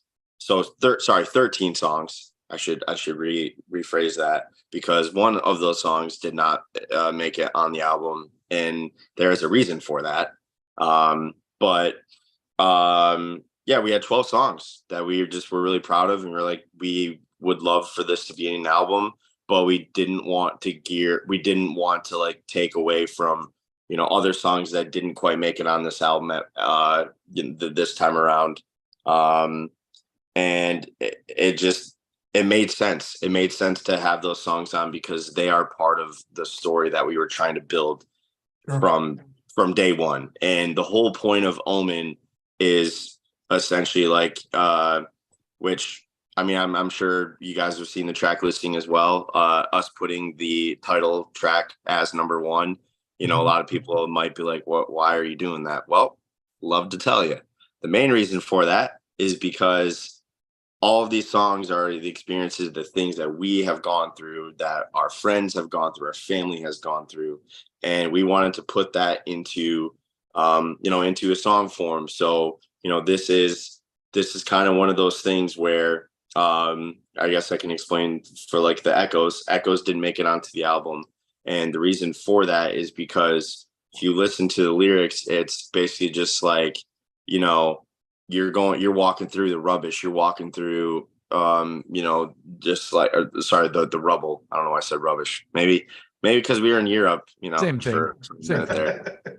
Yeah, that's same thing. But yeah, it was just like picturing when we wrote that song specifically, it was just going through, like, it's like you're walking through all the wreckage, you're walking through, basically like it could be a post apocalyptic, like, it's just meant to like give you that image of you're basically you're a walking like human being that's gone through all of these things, and it's like you're the only person that can really see what you've gone through, right? But the point of that song was like you're walking through, it's like anybody that were to walk down that path, you'd see like, okay, wow, just it's kind of like opening your eyes. So the whole idea of why it's left off the album is because now it's like the whole point of Omen is everything. It's kind of like with COVID, we knew that it was going to be a very rough time. We knew that it was going to be just something that, none of us could ever prepare for. So the fact that we were able to write an album and have all of the lyrics be something not only like we relate to, but hopefully everybody else can relate to in some way, shape, or form. And it's just, you just have that bad feeling that something bad, like something's coming, and you don't really know what it is. Like, you can brace yourself or try to prepare yourself as much as you can, but the truth is you're not going to be able to, like, I mean, we dealt with loss, loss of family members, loss of jobs, loss of just, breakups, divorces, like all of these things that, us humans go through, and we just put that into an album. And it's just like really cool to see everything that we went through in the last few years finally have, like, not necessarily an ending, but just kind of have, it's just out there in the world now. And it's kind of like a very therapeutic thing for myself personally. But I know, we're talking with Damon too, and Mike and Ryan, it's personal to them too, because it's very surreal that we're releasing an album again. Especially because I had no idea what we were going to be doing after, during COVID. Like Damon said, I mean, it truly felt like we put all of our eggs in a basket, and there was a hole in it, and you didn't really know that. So when you go back to look, there's nothing there, and you're like, everything that you worked for just gone. And it's just really cool seeing all of our hard work over the time. I mean, that was a conversation Damon and I had too, about a year ago. Just kind of like, hey man, like, things are going to start getting busy. You gotta, like, we got to get in shape. We got to be in the right mindset. Got to do this. And it took me a long time to realize, like, got to put myself first, got to put, like, myself first before, like, you guys or everybody can get the most authentic version of us. And I think genuinely, this is like, one of the coolest things. So Are you proud of guys it. are you guys touring or doing any shows in the US this year? Yep. Yes.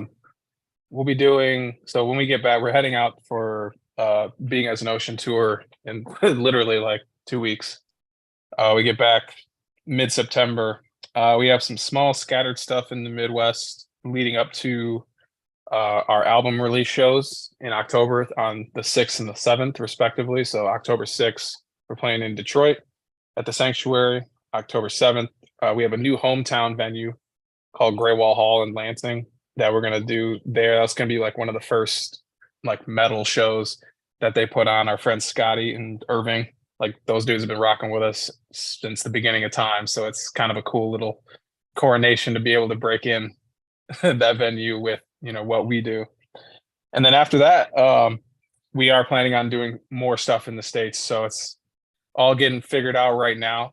But once we know something, then everybody else will know, because I know I've gotten quite a few messages from people that are like, hey, it's sick that you guys, you know, keep going back overseas and doing all this stuff, but what about us? Yeah. And it's like, hey, I want to see you live. Yeah, hey, exactly. But that's the thing, man. It's just we're going where people want to see us right now. And we've been fortunate enough to where our label is from Germany. So, you know, they want to reestablish us back over, you know, in a market that loves to have us. And when we do that, like I said, coming back and being able to do like Incarceration, being able to do a hometown festival and upheaval and seeing like that kind of support, it's like, hey, trust me, when we do get back and are able to put together like a full US run, like nobody's going to be disappointed. So, Yeah. Awesome. Yeah, I noticed that the tour in Europe and most of the shows, well, I shouldn't say most, but over half of the shows were in Germany. And I was wondering, how well do you guys speak German? Are you learning? Are you? no, not even in this. I'm not even, honestly. Dankeschön. Yeah, Dankeschön. German is the most beautiful language. I'm joking. I got my I just passed like a 200-day streak on Duolingo learning German, but I'd be too embarrassed to even try to speak it here. So yeah, I went That's sweet. I went to Europe a while ago, and I don't remember any of the German that I learned.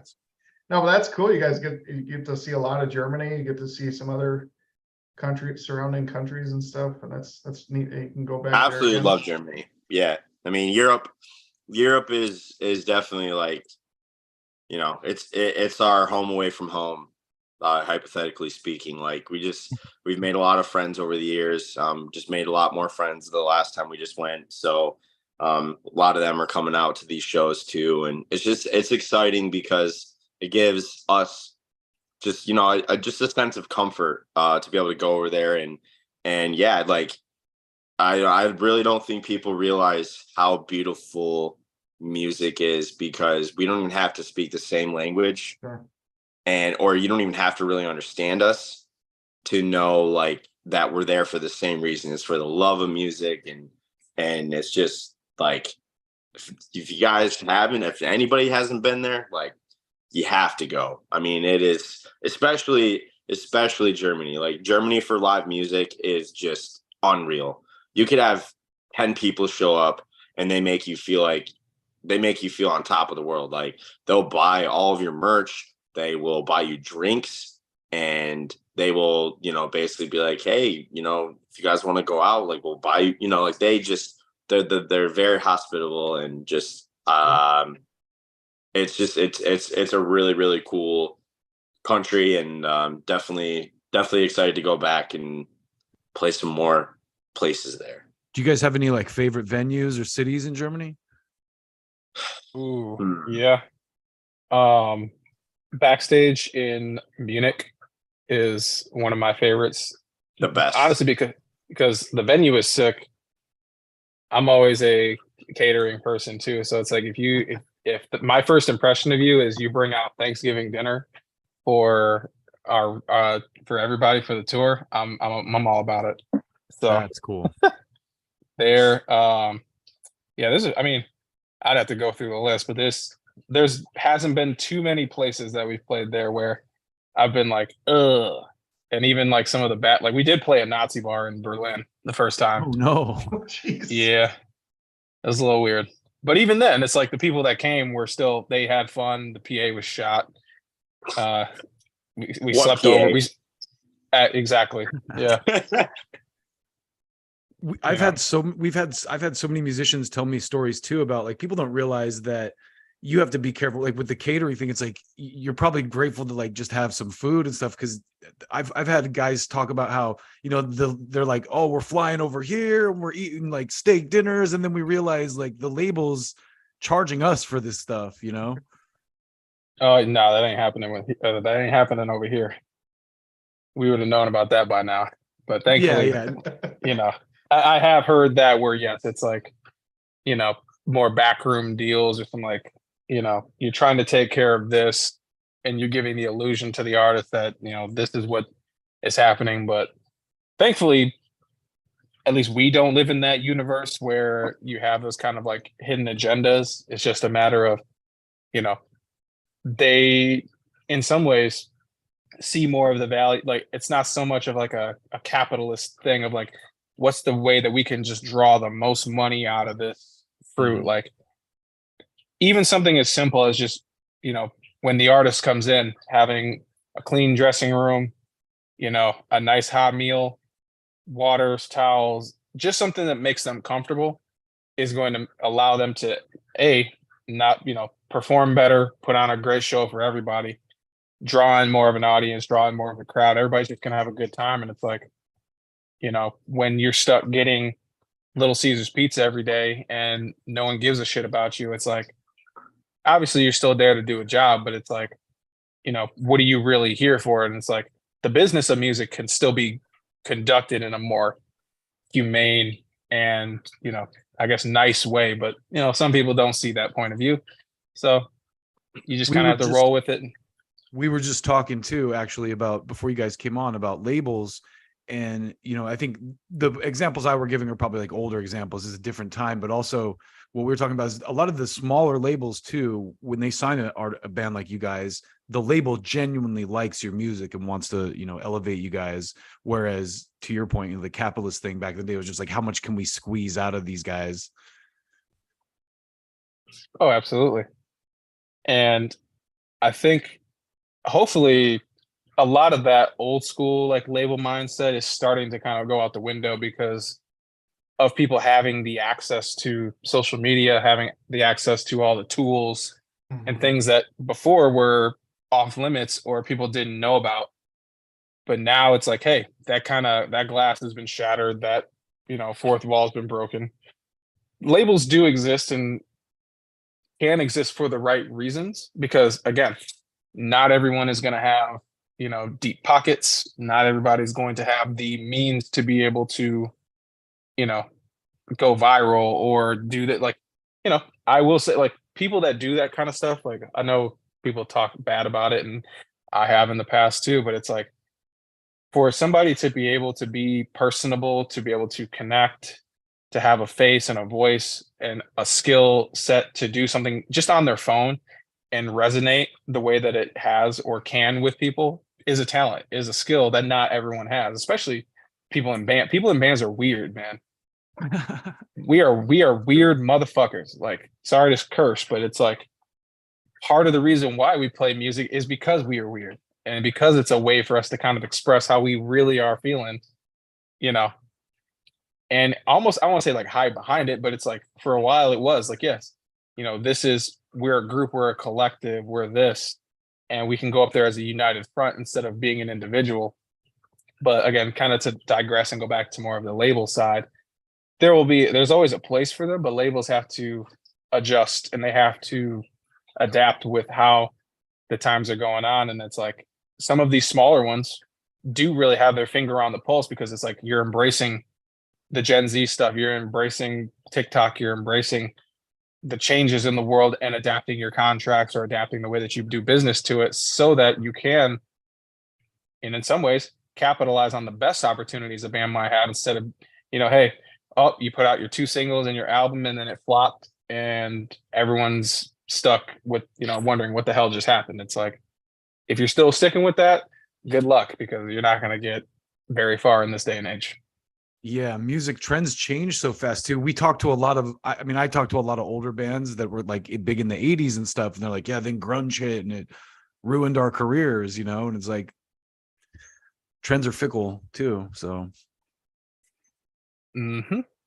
And you have to adapt. The bands that are able to do it, or sometimes again, you don't have to go with what's popular, but if you double down and kind of go back to that whole thing of like, if you're gonna make the best chicken fingers, you gotta remind me why you were that dude or that band or that person in the first place.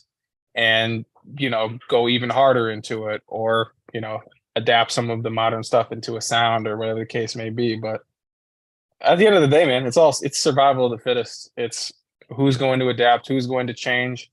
Somebody's going to say no where another person says yes. if you're a good live band too, I think you just get out there and play. People, you got stuff on streaming. People are going to listen to, people, you impress people in a live environment. It may take a little longer, but you'll build a following. Oh, That's you're not kinda wrong how- about that. Yeah, that's kind of how like our band, I guess, progressed. Like I don't think we've ever really been an internet band, which has its perks and has its cons for sure. You post things and then people are like, "Wow, I didn't even know that you were here." And it's like, yeah, well, we posted like everywhere, but algorithms, of course. So like we've had issues with those, but I think that's why we especially like ever since I joined the band, we have played more in Europe than we have in America. And that is because of us playing over there and people, we went over there. That was like my first official tour, 2017. And it solidified like, okay, well, we would love to come back here. And we did. We went back there into 2018 for 2 months, like hit 25 or 26 countries or something like that. Like, what is wrong with us? But also, heck yeah, like we got to go to places that I guarantee 99% of bands probably won't ever go to, and it's just like we just kept getting those those fans, and that's because we just kept playing live. And I think that's why we kind of like we put in so much work on that, and that's why it was like really tough for us. It's because we invested more into the live shows than we did on social media. So during COVID, it was like we had to start playing catch up, like a lot of bands, I'm sure. We had to play catch up. So I would say like for us, we are definitely seeing the benefits of both now, which is great. We like just the amount of people that know who we are. I mean, Rhea Ripley, for example, like absolutely insane. Just one of the coolest wrestlers in today's age, and just randomly posted our song, and then we sent her merch and she posted it again. Like that stuff is crazy to me. I mean, like crazy to us. Like what in the world? That's insane. I would have never guessed that these people would, know who we are, but they do. And I think that's just like really cool. Music's powerful. Yep, absolutely. So speaking of the power of music, I did kind of want to ask this question and was hoping for a way in. That Jason Aldean video has been getting a lot of stuff, a lot of attention, good and bad. And I did notice that you guys responded on your own social media about that. I'd love to just kind of hear your thoughts on that. Because I find it interesting topic.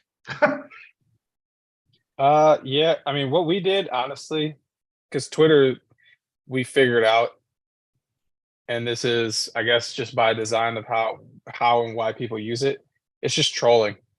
It's it's a meme culture. It's little quips. It's these little barbs that you can kind of get off on the internet without people going crazy. It's Like, arguing.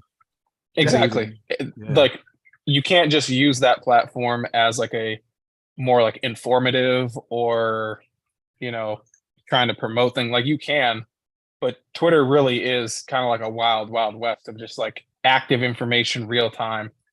And yeah, it's literally, it's just arguments, it's shit posting, it's this, and Dave we do our Chappelle, Dave Chappelle called Twitter the world's bathroom wall. exactly. You know, people, you know, you see Oh. phone numbers up there, you'd see whatever, and it's like, I mean, we've done a lot of different things of just like, you know, the Jason Aldean thing, or, you know, Metallica when they were crying about something. It's like we switched our name for a little while and it messed people up because they were like, why did you put that?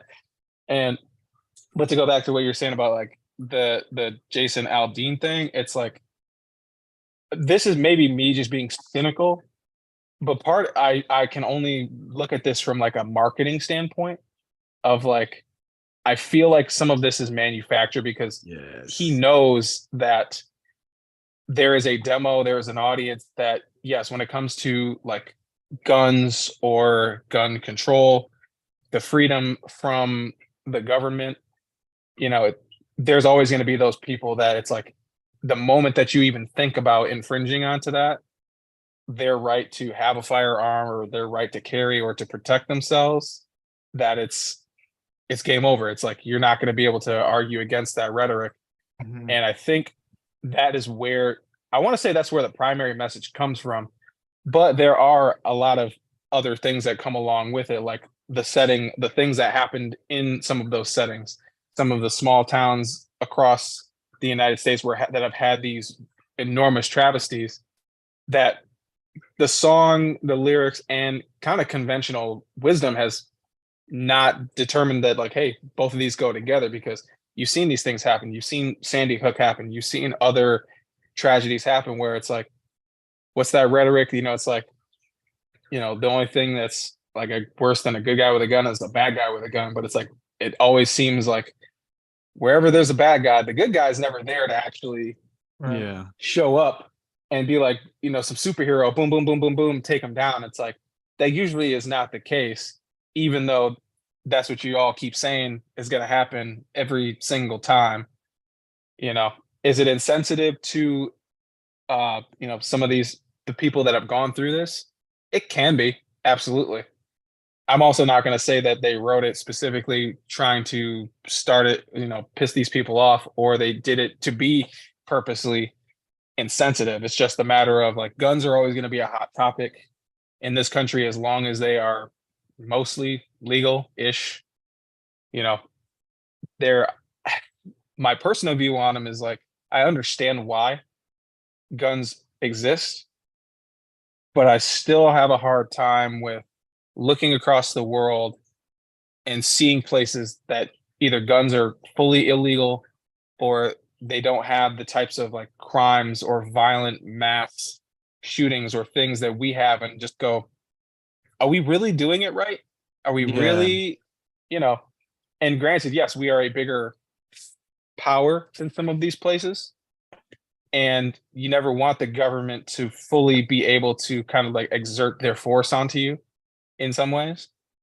But again, I feel like there's just some kind of middle ground that we're not reaching, because you almost kind of get more out of having that divide, having that you either are this or you're this. There's no gray area. It's the same thing with Right. the Democrat Republican stuff. It's the same thing. Mhm. You know, I hate to say it, but the way that people promote, you know, race relationships in the United States, like if you're looking on television, yes, there are places, people and things that are always going to be affected by that. But I don't want to say it's not it is a problem, but the way that it's shown in popular media is like, if I walk down the street, I'm just going to get blasted by a cop, Well, or see. there's going to be this, you know, scared white lady that like she'll see me walking across the street and is just going to call for help. Like it's not like that. There are still issues, just like I said with the gun stuff. There are still things, but the way that it's promoted and being like kind of hyper sensationalized, I don't think does well for, I don't know, I would say like more of a community mind or a willingness to be able to kind of look at some of the deeper topics. You know, and like I said, this is all to go back to the Jason Aldean thing. It's like part of me just believes that it's marketing. I feel like it's, you intentionally wrote this thing for this specific subset of people in this specific part of America, and then you blew it up because you knew, okay, let's get people talking. Let's Yeah. let's I had the let's same get feeling, Damon. It's when I first heard about it and saw the video, I'm like, okay, I grew up in a small town, in Wisconsin. I don't think I would have thought much of that video. Like, okay, it's just another country song, and now that I've lived in the Twin Cities for the last, 6 years, I just see things a little differently, living in a city now. And it's like, maybe you didn't intend that, but maybe it was insensitive for you to do it the way you did, And I'm like, this has to be a marketing thing because it's just the reaction that people got out of it. It's just insane. You know what I would liken it to, because I think you're right. I used to work in marketing and with PR people and stuff like that. And you remember when Dave Chappelle did his thing and like there was a bunch of trans people that were upset about it? It's the same dynamic. I feel like you get people talking. There's no such earned media, they call it. Like there's no such thing as bad press.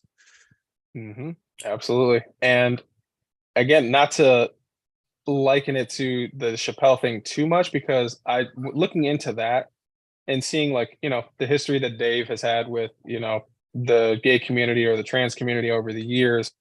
And one of the things that I kind of took away from it, that maybe Jason Aldean, maybe his camp are on this tip, where it's like Dave Chappelle, for one of those specials, for a few of them, it's like he pokes fun at the community because he realizes, hey, just because you're championing this movement, championing other people's gender fluidity, their sexuality, doesn't mean that you don't have bad eggs in your community or as a part. Like, not every gay person is a good person. Not every Black person is a good person. Like, that's the thing that people need to kind of keep in mind.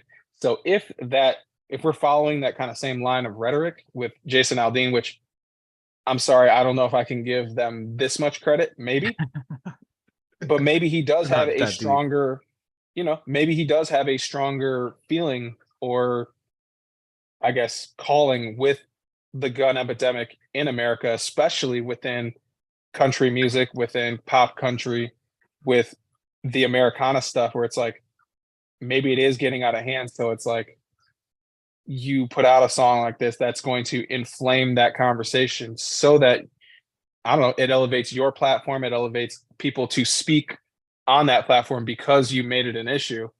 But again, to me, it's like, I just think they looked at it and went, bare bones, just brass taxes, this is going to work.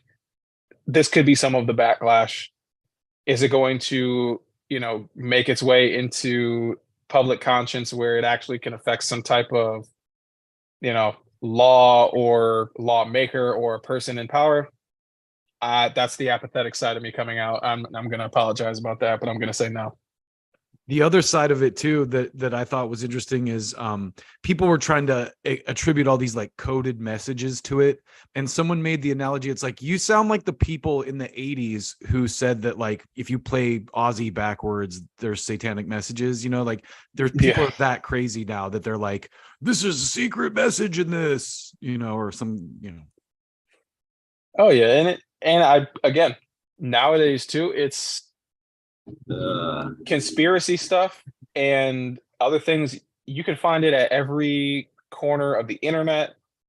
You can talk to people and you can find anything to validate what you believe. Totally.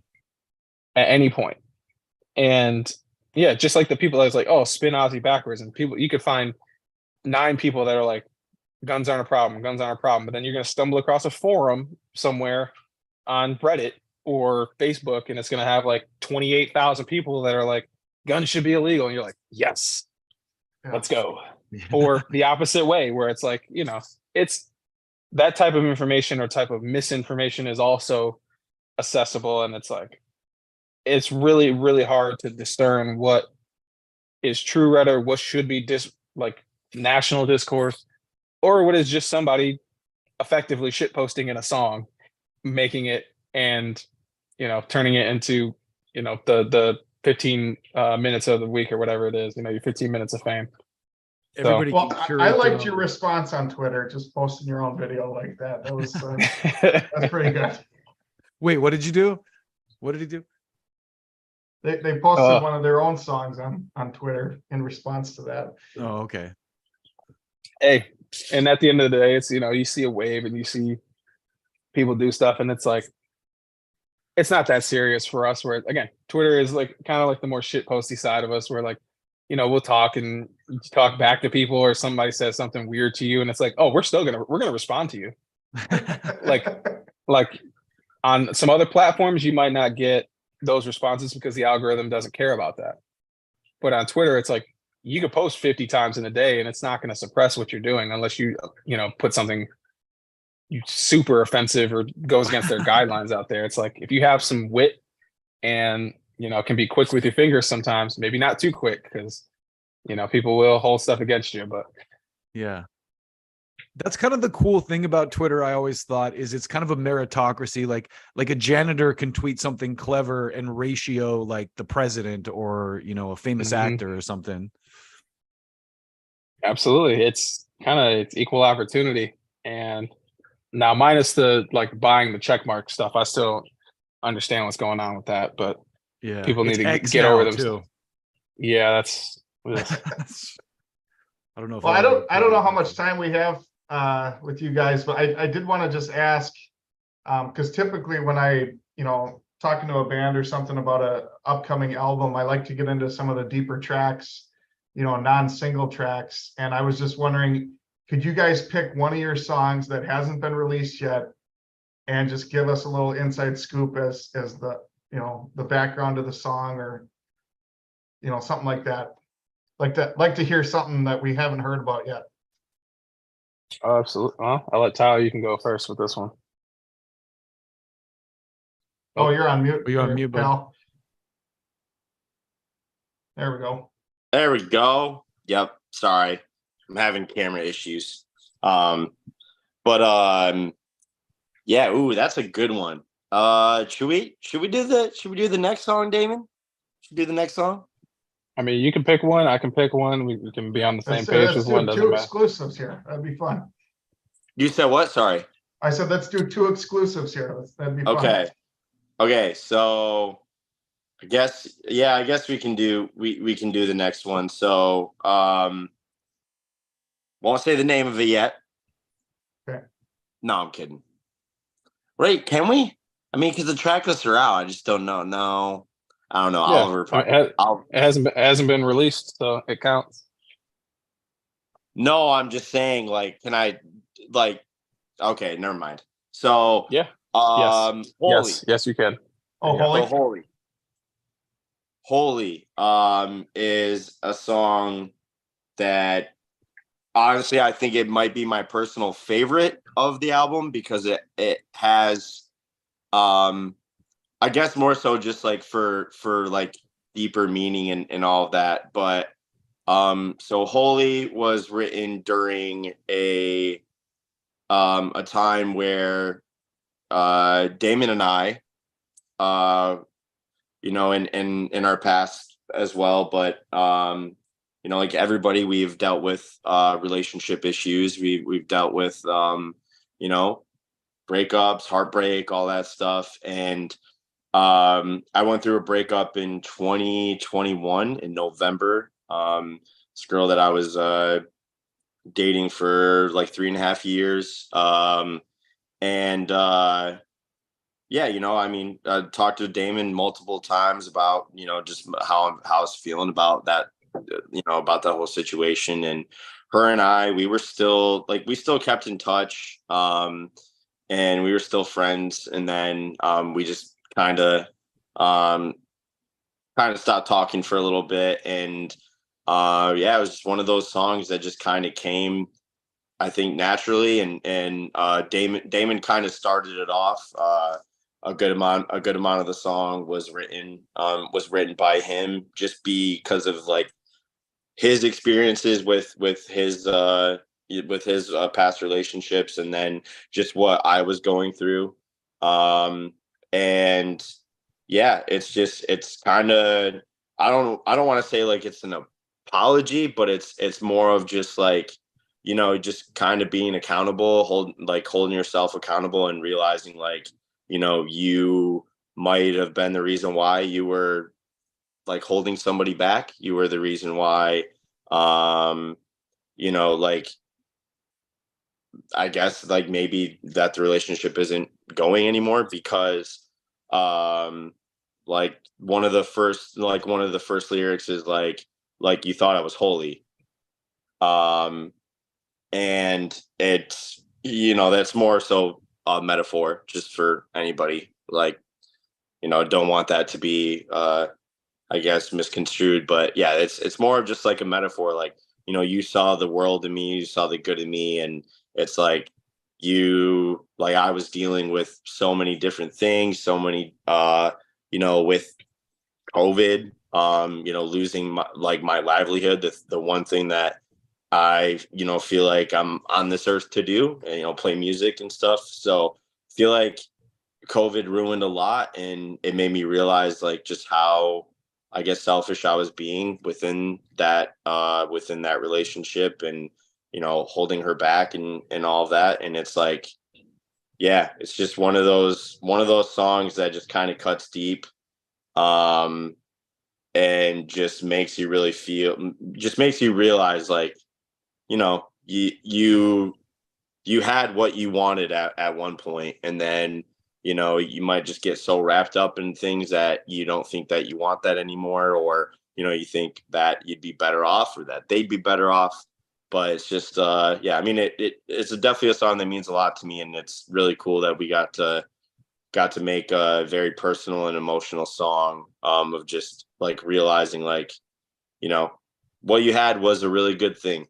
And, unfortunately that's how life goes sometimes, right? You make a decision, you think it's the right one.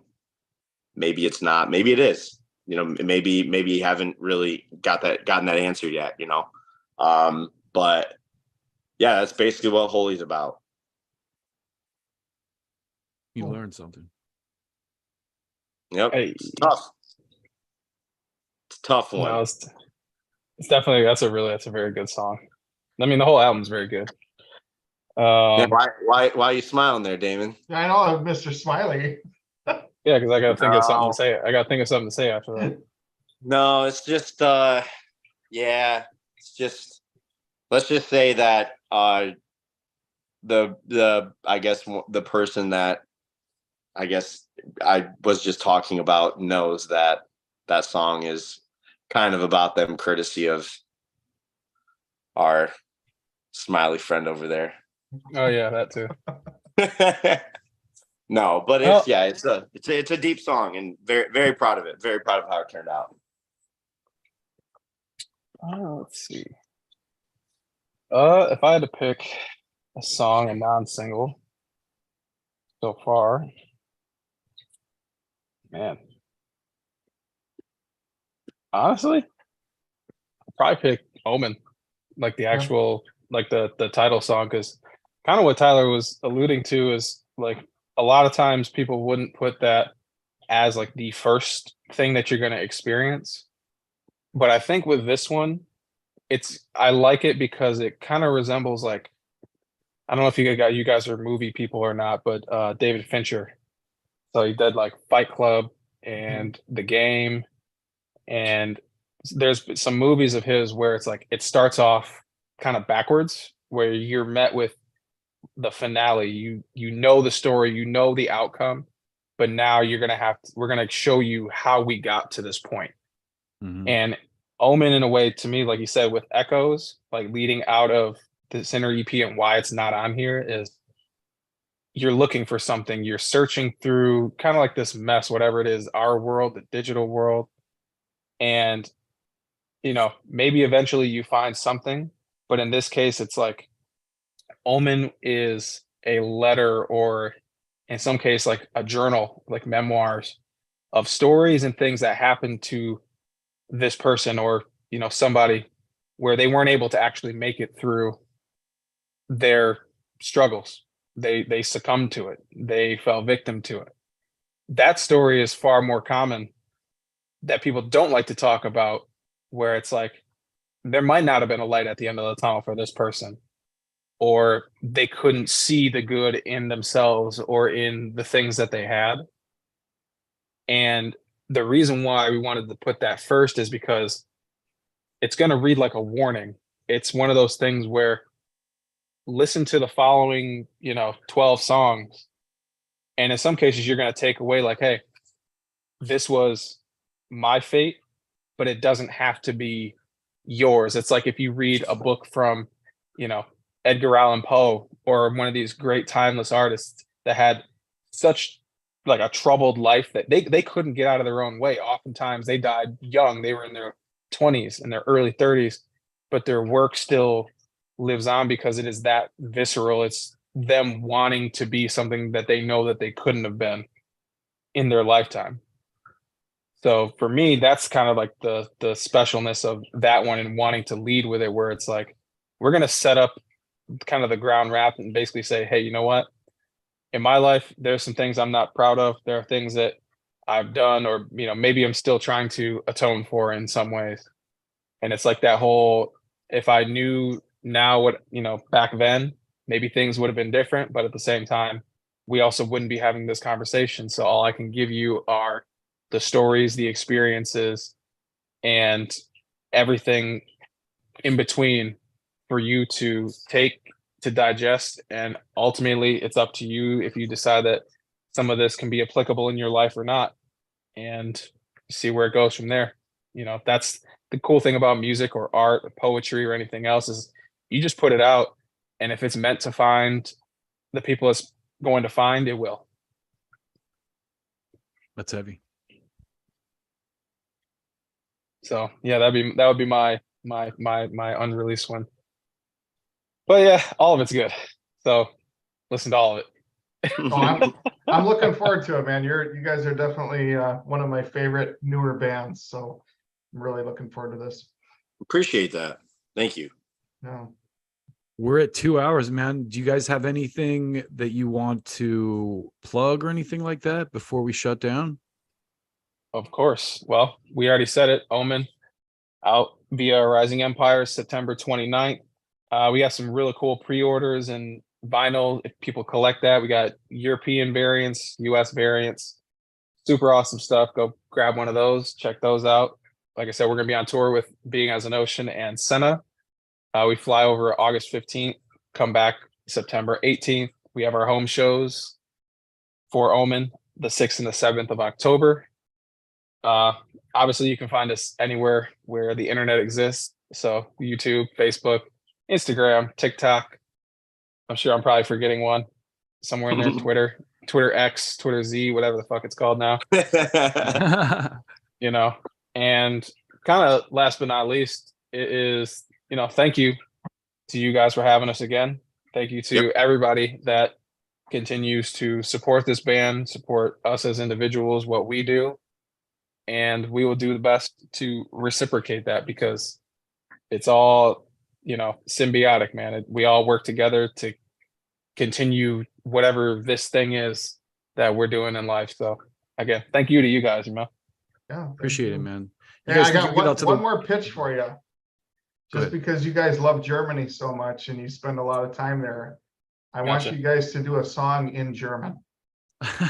Just learn enough German to put out a song. It's the world's most beautiful language. Yeah. I mean, hey, if Rammstein can make a song that's just literally 3 words, I think we can do the same thing too. There you go. Yeah. I like that. That's a can-do attitude. You guys think you'll ever get out to the West Coast anytime soon? Yes. Potentially soonish. Okay, cool. Well, I hope to catch you guys live. Thank you again, both of you, for taking the time today. We really appreciate it. Thank you for having us. Take care, guys. Yep. Hey, thank you. Thank you. See you guys. Yeah. Peace. Boom. You guys are sick, man. Thanks, you. Damon. Thanks. Appreciate you, brother. What part of the West Coast? Los Angeles area, but I'm like out in the burbs. Okay. Yeah, I think we were supposed to be there in June, but we went over early for those 3 days grace shows. But definitely, I think October is going to be the target for that, to make up for a lot of like the places that we weren't able to go. So Yeah, we'll keep everybody in the loop, and definitely. I'd love to come catch you guys when you get out here. hopefully we don't play back at I was there with my other band. We played the Echoplex, and I was reminded how much Sunset still sucks. And I was like, that's the bad side of Sunset too. The Echo. That's a cool venue though, man. I've seen a lot of good bands there. I mean, the venue's sick, but like, and there's good food around there, but I was like, damn, this got worse. That's the east side of Sunset. The west side is where all the good stuff is, like the whiskey and all that crap. Fair. Well, we'll figure it out. Actually, I prefer the east side to be honest, but I like the dingier, dirtier side myself. But Oh, dude, I'll say this last part, and then I gotta hop off to do another one.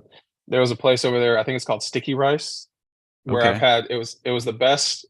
It's like Korean fried chicken, like double fried chicken with scallions and fish sauce. I was like, let's go.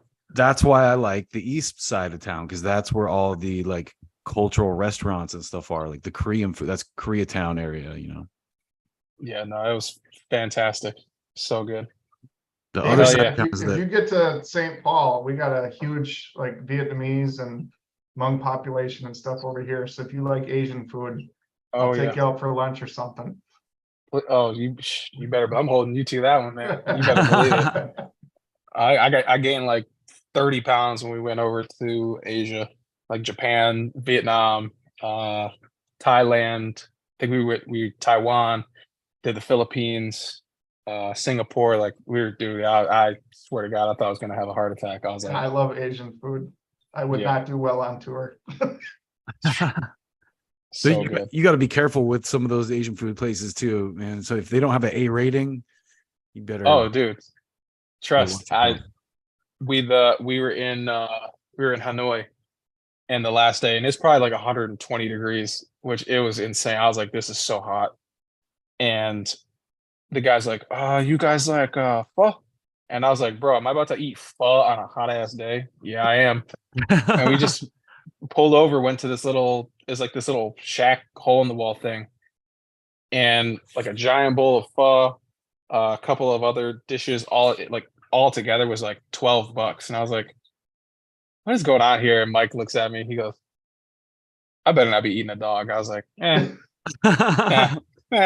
it is what it is at this point, man. Yeah, we got a great pho place just not far from us, like 6 blocks or so. And it's the same thing. I mean, it's for what you get, it's so cheap, so good. As long as it tastes good, who cares? Yeah, who cares? Exactly. Exactly. Hell yeah. Appreciate you guys. All right, man. Hop off. Thanks, man. Sounds Take good. care. Talk soon.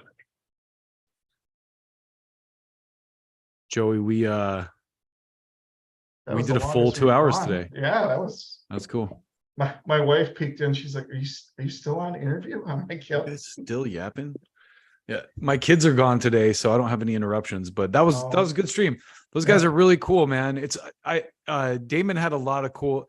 I like that you prodded on the political stuff too, and that he wasn't afraid to answer, because some people are like, I don't want to talk. Yeah, well, I mean, he seems so down to earth. I'm like, I think this is safe to ask him. So yeah, and he had a top tier opinion too. Yeah, I mean, he seems like he's very thought out and things like that. But right. Yeah, I ever since I heard of them, it was about a year ago in August here that I heard of their band, and I'm like, this is good stuff. I mean, they're tight. I don't know how many songs of theirs you checked out, but it's worth checking out. I need to dive deeper. I listened to 2 or 3 of those songs, and there was one song that I was really impressed, because first of all, they had like some R&B flavor kind of in there. But then at the end of the song, it like really took off into this like crazy, like almost progressive direction. I was like, whoa, I was not expecting that. Yeah. So I definitely need to dive deeper into their stuff. And, as usual, it's like talking to these guys, and it humanizes the music a little more and makes me more curious about it, So yeah, their song Hypocrite, that was probably one of my favorite songs of last year. Really? Yeah. I still need to post the interview we did with Blake from Saul. I need to cut that up. That's like next on my editing agenda. So yeah, we've had some good interviews lately. So yeah, we got more in the pipe. So Eric awesome. just sent me another request earlier. A couple girl bands coming up. So cool. Yeah. All right, man. Well, I'll let you get back to your family. Thanks for Yeah, thanks the kids for are taking the starting to time. poke their heads in here, so it's Yeah, they're like, "Yo, what are you doing, man? Like, you think you got responsibilities." yeah. But yeah, let me know what's next, Dustin, and we'll see you next week. We'll be on it. Thank you, Joey. All right, Take care of thanks. yourself. We'll talk Yep, soon. bye.